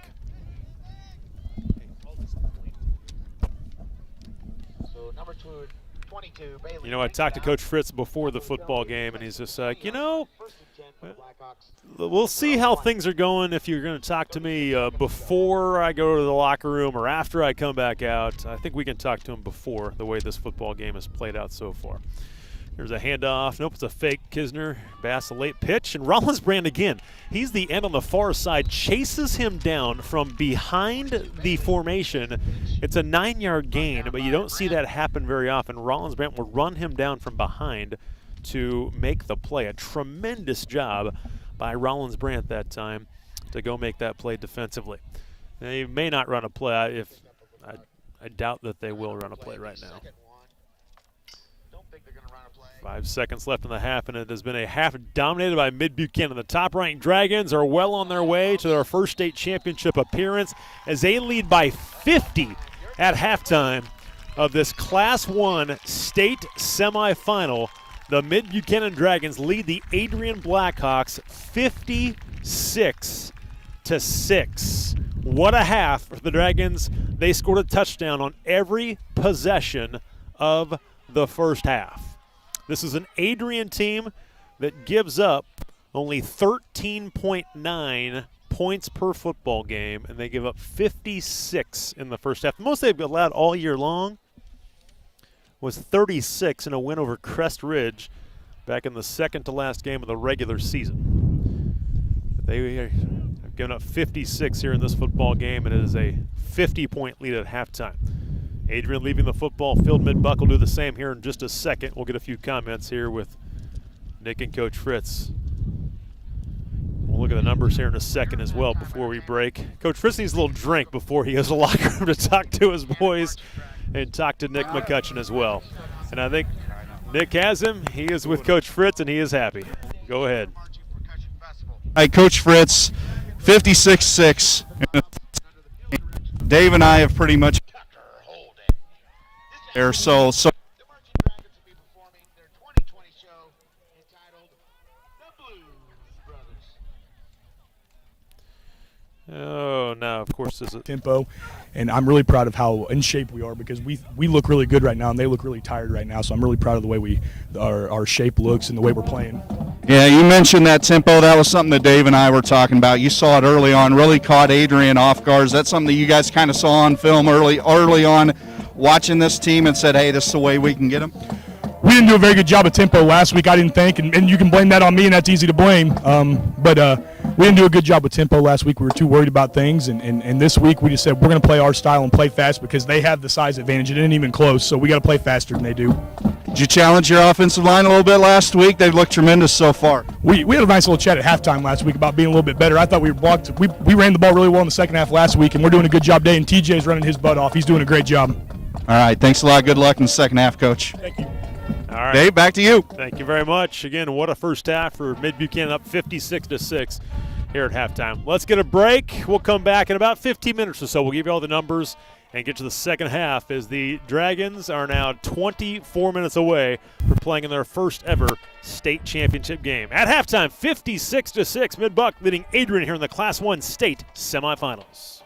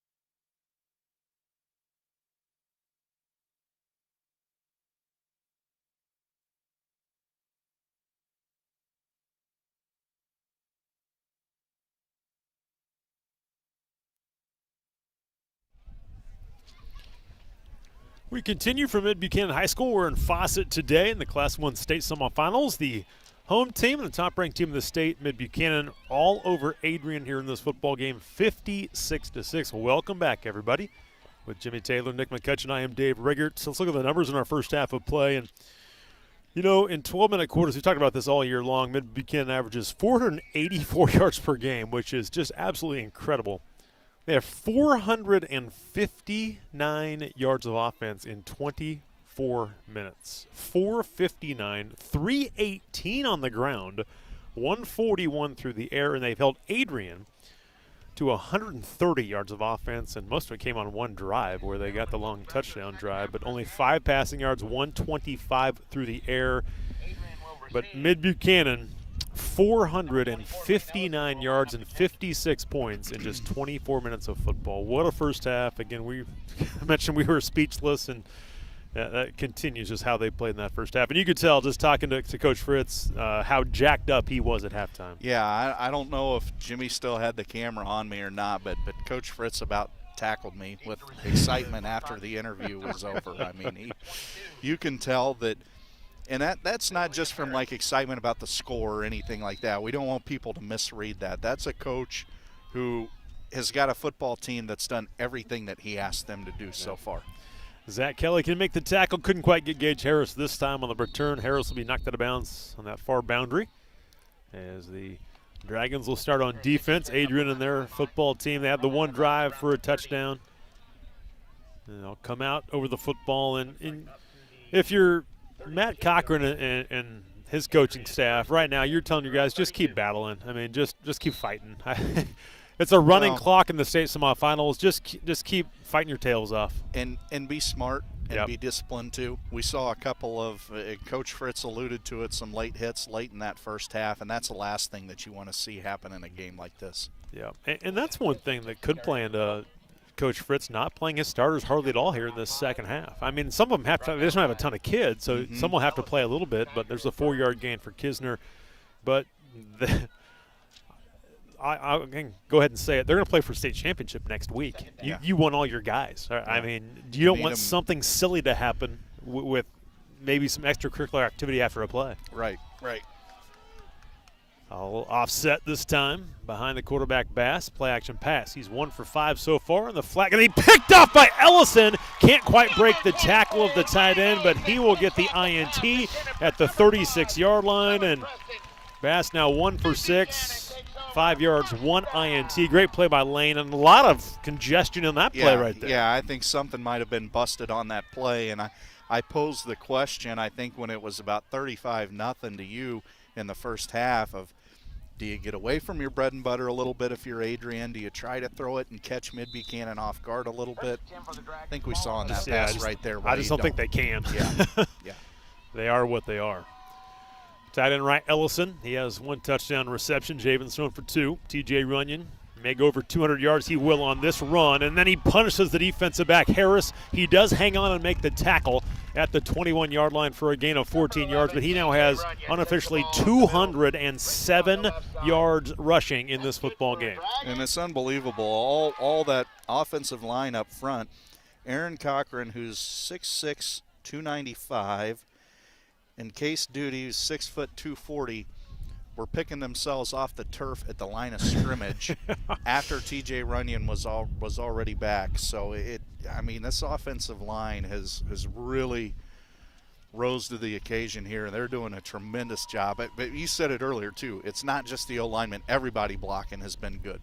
TJ is going to power forward and get a few yards. He had 217 a couple of weeks ago against East Buchanan in the district championship game, and this will give him 210. I think it's about 2 yards, I guess. He'll have 209 unofficially right now. So he's got a chance to, well, he does now have 2 200-yard games in the playoffs. Yeah.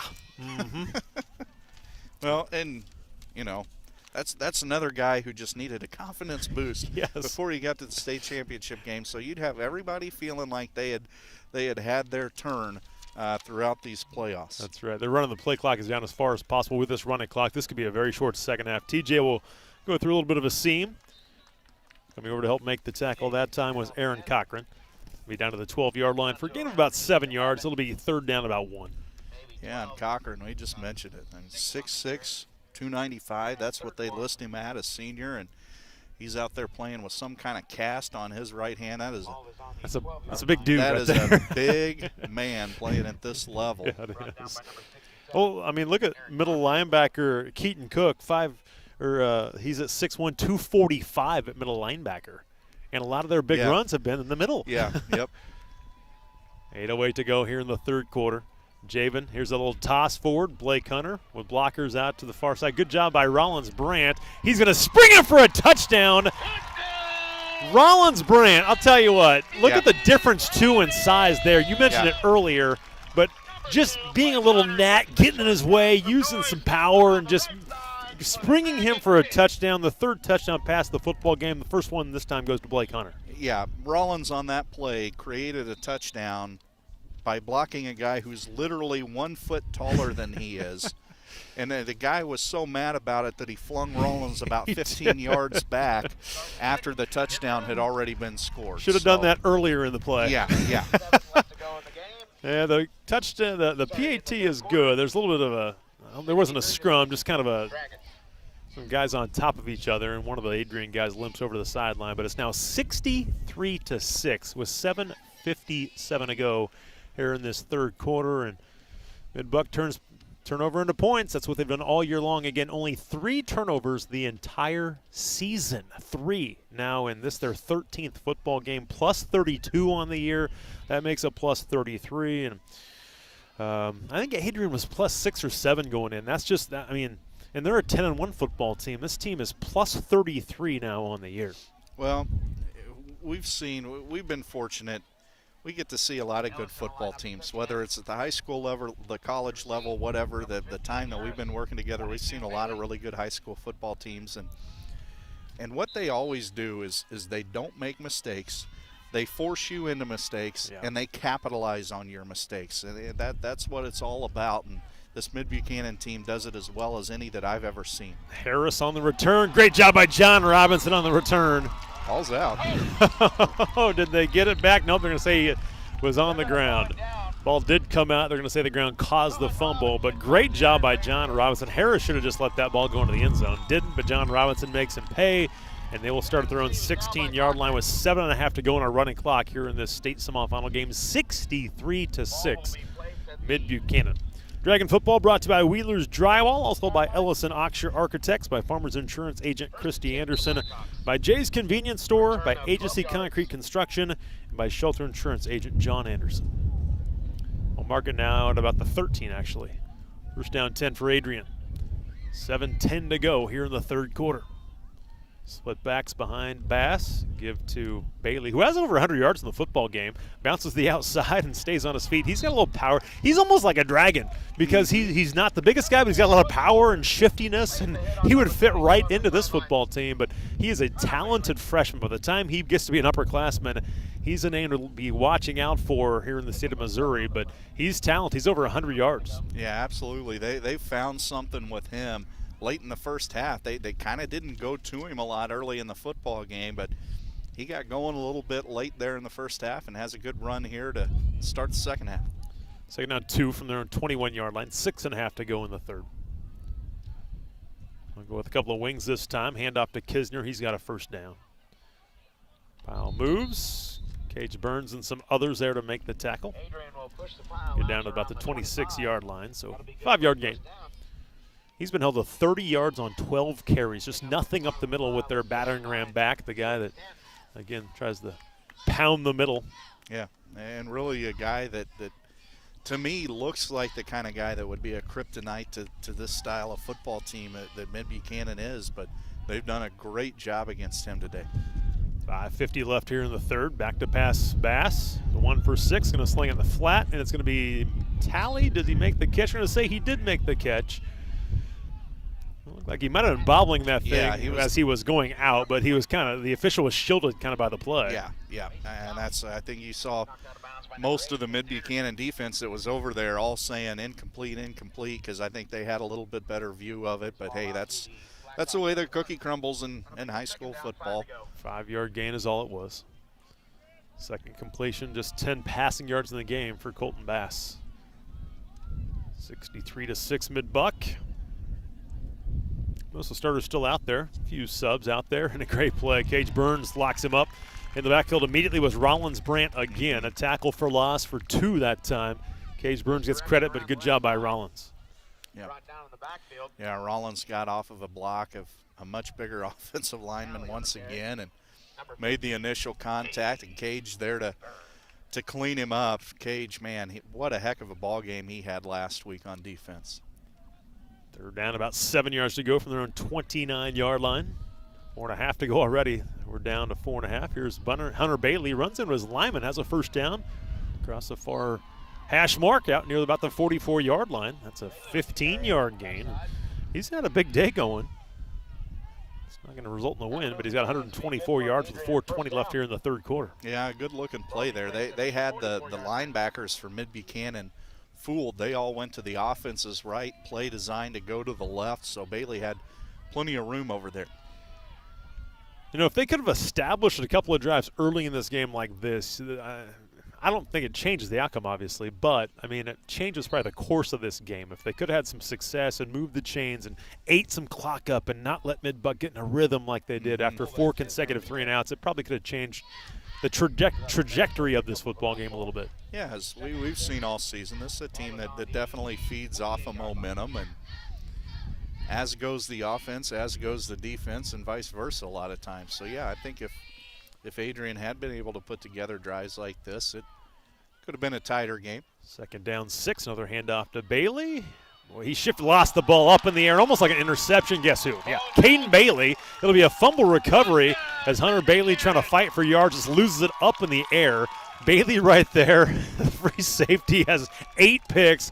That one won't go as one. It was up in the air, almost like an interception, but he'll take it. And second consecutive drive that will end in a turnover for Adrian, as Mid-Buck will take over at the 47-yard line of their own territory. Yeah, and you feel bad for the freshman there. I mean, he had a good run, had finally this offense starting to get some things going, and a tough break there. That ball shoots up into the air and right into Caden Bailey's hands, and that was something else. Some of the folks we talked to that have seen this Adrian football team said they do have a tendency to put the ball on the turf and turn over, and you kind of wonder if maybe that might have been part of the reason that Hunter Bailey wasn't as big of a part of the offense early in this football game. Being a freshman, maybe a little bit turnover prone, that they wasn't a ton of trust there maybe that he could hold on to the football early in the game. Mid-Buck calls a timeout after the change of possession. 2.5 to go, already 2:32 left here in this third quarter. 63-6 Mid-Buchanan, as the Dragons will play for a state championship next week. They'll play at Blair Oaks High School. Again, it was supposed to be in Columbia, supposed to be played at Mizzou, but it is at Blair Oaks High School, as they will play at 1 o'clock next week. We'll see if we can try and find an update on the other semifinal game going on right now. It didn't start until 2 o'clock, so it started a little bit later. So we'll try and find that if we can. Was doing a little bit of research into the other matchup, because it is Thayer and Windsor, and both those two teams have really good records. Obviously, if they're in the semifinals, I think one team's 13-0, one team is 12-1, something like that. But they both are really good, and obviously, if you get this far, you're going to be pretty talented. Yeah, it looks like a much different type of ball game there, with 7:10 to go before halftime. Windsor led Thayer 8-6. Caden Anderson, he gets hit pretty good this time by Colton Bass. Almost looked like there was a face mask. Kind of hit his helmet a little bit, and it didn't call anything. But Caden Anderson gets his first carry. That'll go for 3 yards, and a lot of backups now into the football game for Mid-Buck. Yeah, they're starting to not even cycling in, as Coach Fritz likes to do a lot of times, kind of just take one guy in at a time, but it's pretty much all reserve offensive. It's reserves across the board. Man, they're in a state semifinal game, and with 2.5 minutes to go in the third quarter, they subbed out pretty much their entire starting unit. What a luxury to have. Here's a rumble on the carry. He'll cut up inside. Adrian better look out for this young man. He's got a tendency to break one at any point in time. They'll get about 6 yards there. Yeah, a tremendous luxury for this coaching staff to, when they have these types of leads, they're able to put guys like Arumbala in the football game early in the second half and get that guy a lot of experience. And we've seen that work. We've seen Xavier really grow a lot throughout this season and become a much more complete back. You know, we saw a lot of Jackson Savage as a backup quarterback at times late in some of these games. He's now playing wide receiver right now, and Caden Anderson taking a lot of the second-team snaps. We'd probably see, if anything would ever happen to Javen, it'd probably be Rollins Brandt. Great blocking again, Caden Anderson. Boy, this jump on his back. Again, that's their big tight end and D end, Kellen Preston, who's jumped on his back. But Caden Anderson had tremendous blocking up front to find a seam. He did, and it's still the starters out there for Adrian. So credit to those backup offensive linemen. You talked about Savage playing wide receiver now. Remember, he was hurt for a few weeks there, so you wonder if maybe that plays into the decision of, hey, let's just go ahead and split him out there, because Caden took over some of those snaps late in games that normally Savage would have had. The coaches that are normally in the box are on the sideline. That's how this game is going. Yeah. I mean, that's just how this game is going. Bad snap that time, so Rumbly gets tackled for a loss this time, back at the 44-yard line, a loss of about 7 yards. Yeah. They have the luxury to go down to the field right now just because they don't need him up in the box because of how this game has gone. And that'll be our final play of the third quarter. Mid-Buchanan football is brought to you by Wheeler's Drywall, by Ellison Oxshire Architects, by Farmers Insurance agent Christy Anderson, by Jay's Convenience Store, by Agency Concrete Construction, and by Shelter Insurance agent John Anderson. At the end of 63-6, Mid-Buchanan 12 minutes away from playing for their first ever state championship.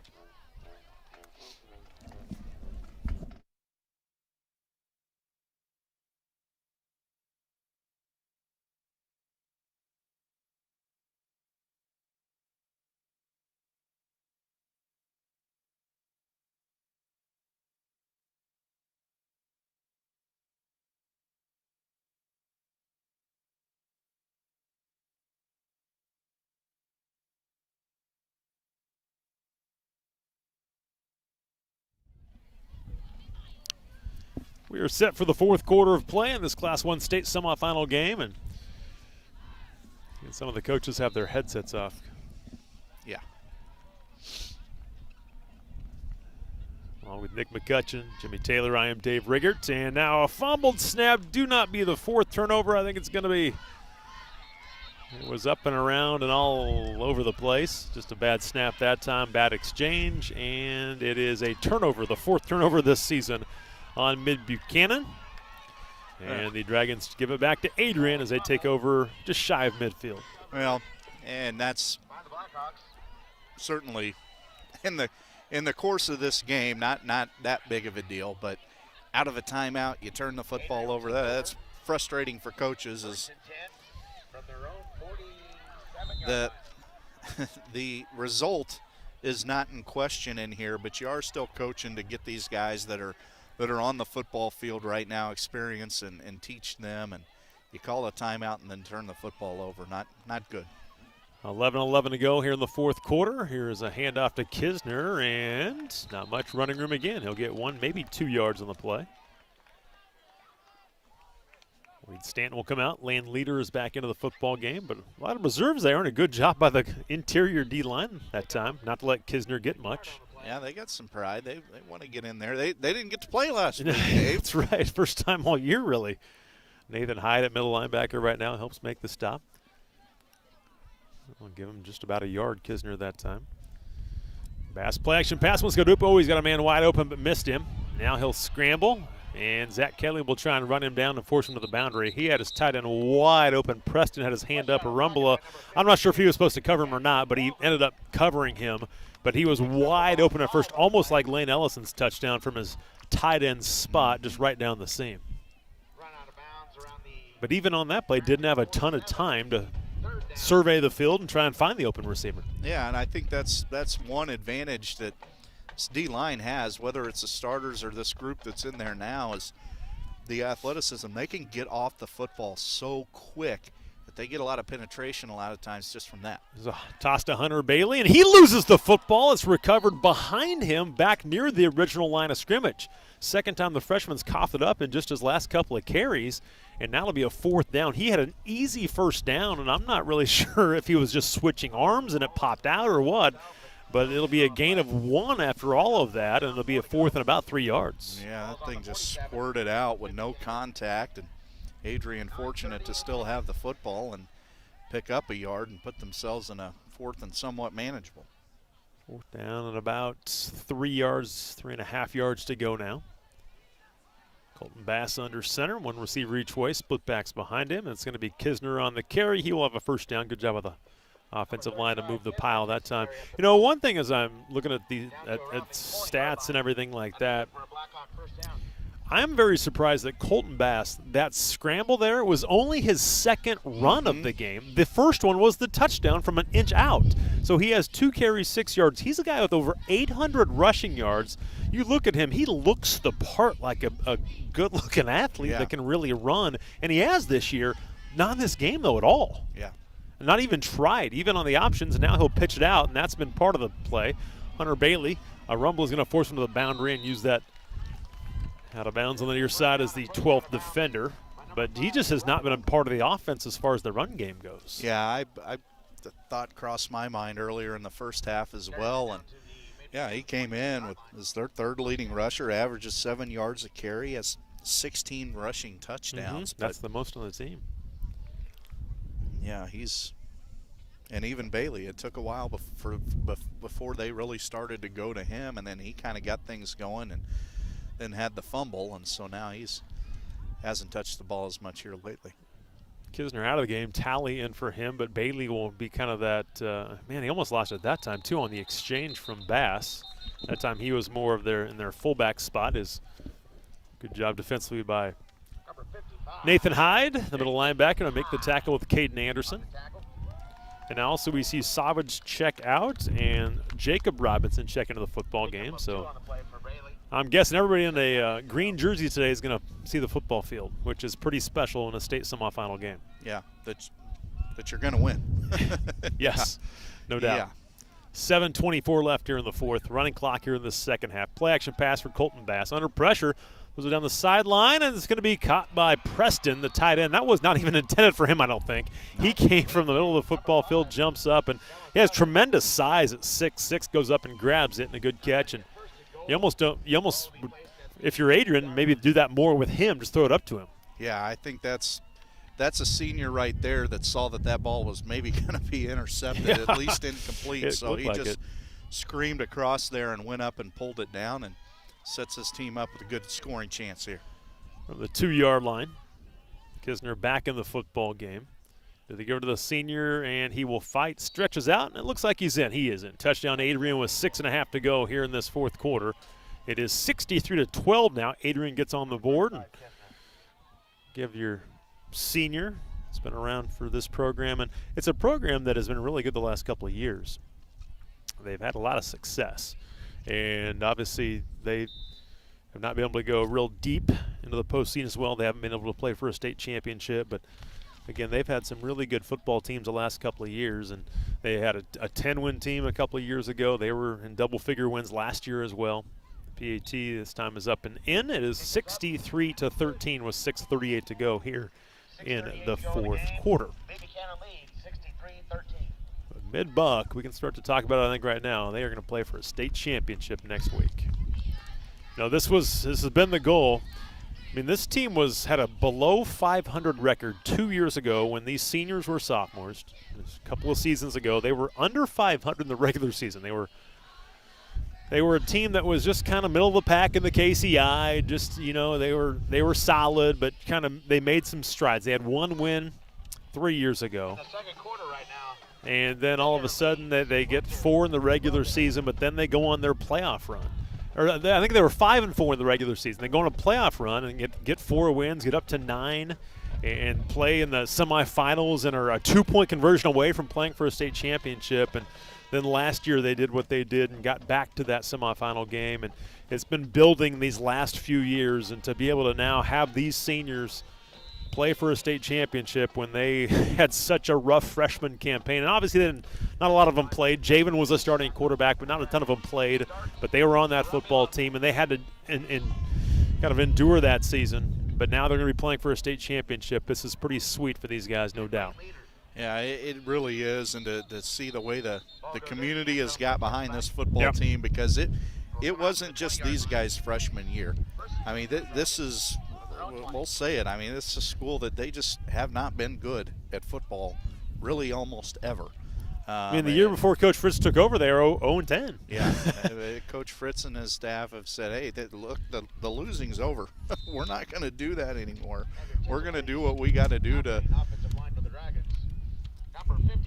be in football games, and Blaze Kemper's going to get to play a little bit of O-line out here, Dave, as it's awesome. Announced to the crowd. But, yeah, it's unbelievable what they've done with this group. And you see, that you mentioned they got hot in that 2018 playoff stretch, and that's really kind of taught these guys, I think, how to win, gave them the confidence to know that they can win, and it's been nothing but winning ever since then. They've lost just, 3 football games since that 2018 postseason started. Yeah, yep.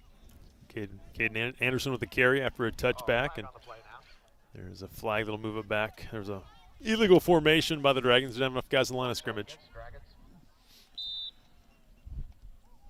Because the 9 wins, when they went 9-5 that year, 2 years ago, they were 5-4 in the regular season, finished 9-5, and had a couple of overtime losses in the regular season to Hamilton and East Buchanan. Couldn't go over the hump, and then beat East Buck in the postseason, beat Hamilton for the first time. They kind of got over the hump that year with the postseason run that they had. A rumble on the carry this time, but they finally got over the hump by winning those postseason games, avenging some earlier losses, and those were teams that they hadn't beaten in forever. They just hadn't beat them forever, and then they got to 9 wins and probably should have won that semifinal game, but the 9 wins was a school record. I mean, the 9 wins they had that year was a school record. Obviously, they got 12 last year and got a new one, and trying to establish a new one this year. This one will do it. They'll have 13 wins and have a chance for a 14th win as they move to 13-0 with this one. But the buy-in to what Coach Fritz and his staff, that's the one thing that I love to see. And I love how they love their coaches. The coaches love them. It's such a tremendous atmosphere at these practices. Now, Caden loses it as he kind of got spun around. It'll be a fumble, second consecutive turnover now on the Dragons, as Adrian's going to take over just outside the red zone. And those turnover numbers turning the wrong almost direction. Doubled it oh, my goodness in this game from the entire year. But to go back to the buy-in, you can just see how they're coached and how they play in the pursuit, especially on defense. The pursuit that they have all of the time, that's just how they play. It's just you just don't see that in most places. Not that teams don't try. It's just, and not that other teams aren't bought in, but they almost go above and beyond here to make it stand out that they are doing what they're told. Yes, and you know, there's a buzzword in athletics right now at every level, culture, and a lot of people like to talk about culture. That doesn't give it to you. Yeah. Just because you say you have a culture doesn't necessarily mean it. And a lot of times the teams and the programs that truly have culture aren't talking about it. They're too busy building it and establishing it. And I think that's what's happened here. No question. Going to set a school record here with their 13th victory, and they will play for their first ever state championship coming up next week. New quarterback, and they've got new players. And now another fumble. These two reserve units, and it's going to give it right back to the Dragons. Caden Anderson made up for it. He fumbled, and he caused that fumble. And I believe it was recovered by Jackson Walgren, who we saw early in the year with the pick 6 to kind of get his name out there.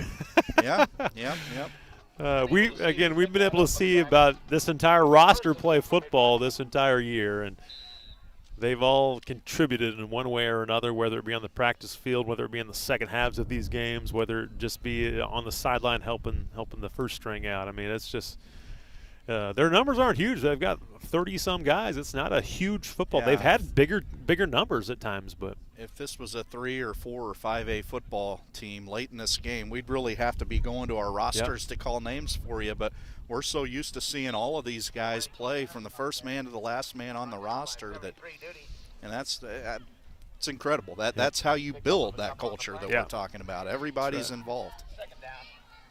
2:52 to go here in the fourth quarter. About a 2-yard gain for Caden Anderson that time. 7 to go.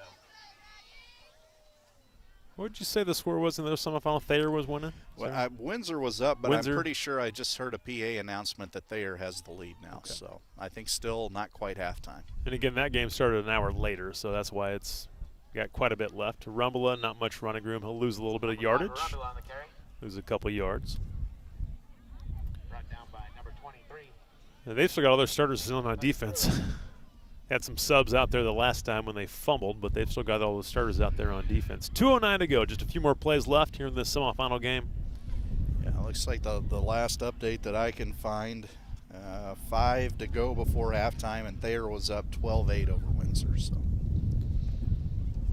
Dragons will get the winner of that for the Class 1 state championship next week at Blair Oaks High School. Again, that game was supposed to be at Faroe Field in Columbia, but things all changed and they moved state championship sites around, and mainly to 3 sites around Jefferson City. And the one for Class 1 will be at Blair Oaks. well, and it's worth saying with everything that's happened this season with the pandemic and everything else to have gotten this far, and certainly next week is not guaranteed at this point, but to have a state championship to play for, Yes. you know, a lot of people would have just thrown up their hands and said, we're not going to be able to get it done this year. But everybody around the state did what they could to make sure that there were state championship games scheduled and found places that those games could be played, because Columbia said, nope, not going to happen. But they found sites for them, and we got the first state championship game happening today in Chillicothe with 8-man. So. Yeah, they found a home over in Chillicothe. There was some talk at one point that even I think Missouri Western was looking at maybe hosting a couple of state championship games, and that would have been awesome if it would have been the Class 1 and Mid-Buck gets all the way and then has to play 10 minutes up the road. Yeah, I wouldn't have minded just driving down the street basically to see that game. But it doesn't matter where it's going to be at. It'll be a special game next week for Mid-Buchanan. I think they may just keep taking delay of games here. And I think, yeah, they've announced it right now. And I think Adrian's probably okay with this. Going to take a few delay of games, let the clock run out, and it's at 35 seconds right now. They give Adrian a round of applause, but the Mid-Buchanan Dragons, from the jump in this football game, dominated from start to finish, 63-16. The Dragons will defeat the Adrian Blackhawks, and they will set a new school record with their 13th victory.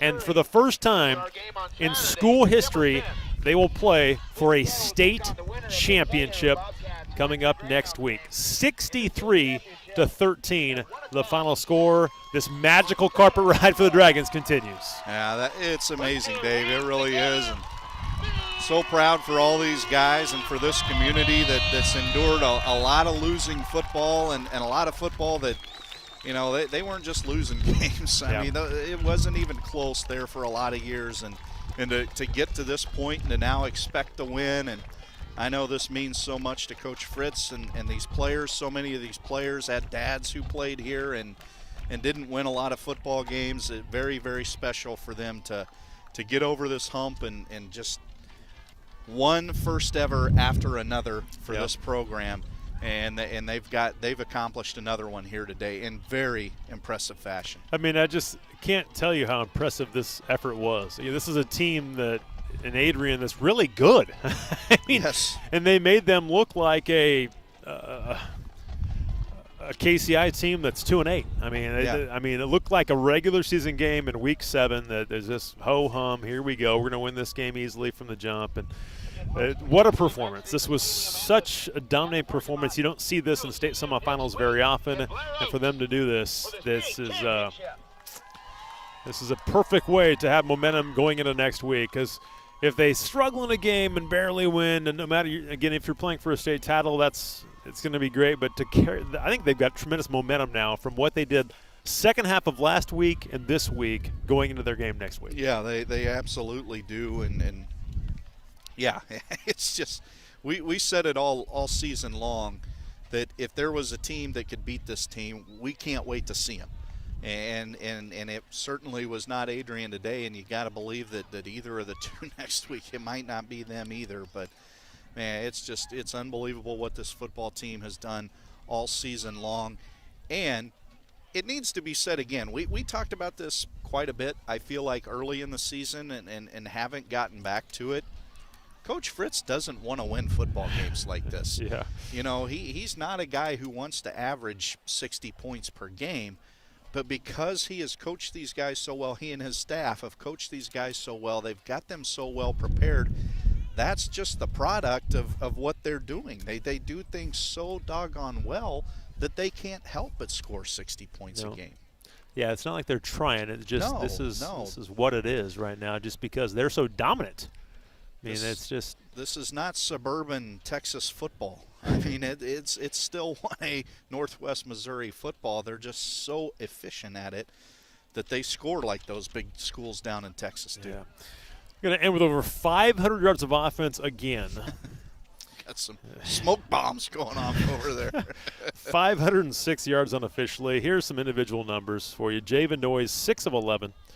153 yards and 3 touchdowns. He had 6 completions and 3 of them went for touchdowns. 81 receiving yards for Lane Ellison in the score. Rollins had 2 catches for 16. TJ had 1 for 21 in the touchdown. Blake Hunter had the 1 for 12 in a score. Again, Caden Bailey, he didn't even have a catch in the football game, and it just wasn't his day. He'll have big days like last week and other games throughout the year, but it's just didn't need him today. On the ground, though, that's where they made their worth. 216 rushing yards for TJ Runyon on 18 carries. He had 5 rushing touchdowns, 1 through the air, so 6 total touchdowns for TJ Runyon. Javen, along with his 153 passing yards, he had 7 carries for 95 yards in the football game. Did not have a rushing touchdown for the first time in a while.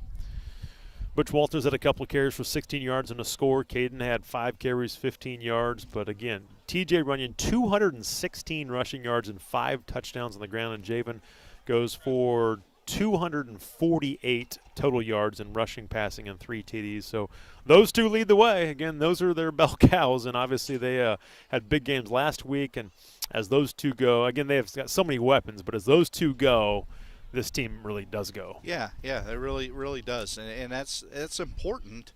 You've got so many different weapons, but you still got to have your leaders, your guys that you really lean on to start everything off. That's extremely important, and golly, but it's almost like they draw a number out of a hat, or draw a couple numbers out of a hat every week and say, okay, you know, Blake Hunter, it's your week. Caden Bailey, it's your week. TJ Runyon, it's your week. And how would you like to be an opposing coach? Okay, so last week they rushed for 300 some odd yards, right? Or threw for over 300 yards.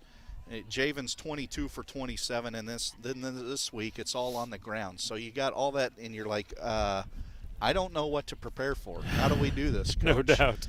You know, do we stack 8 in the box to stop the run, or what do we do here? And that's part of what makes this team so doggone good too. Is they're incredibly challenging to prepare for.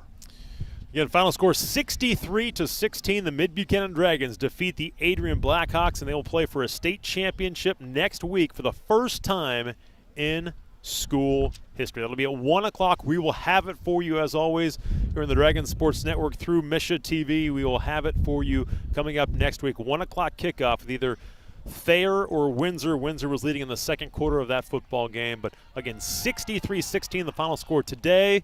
Coach Fritz has a lot of responsibilities, so we'll let him do that with them, and we will have it next week for you here on the Dragon Sports Network as they will play for a state championship next week at Blair Oaks High School.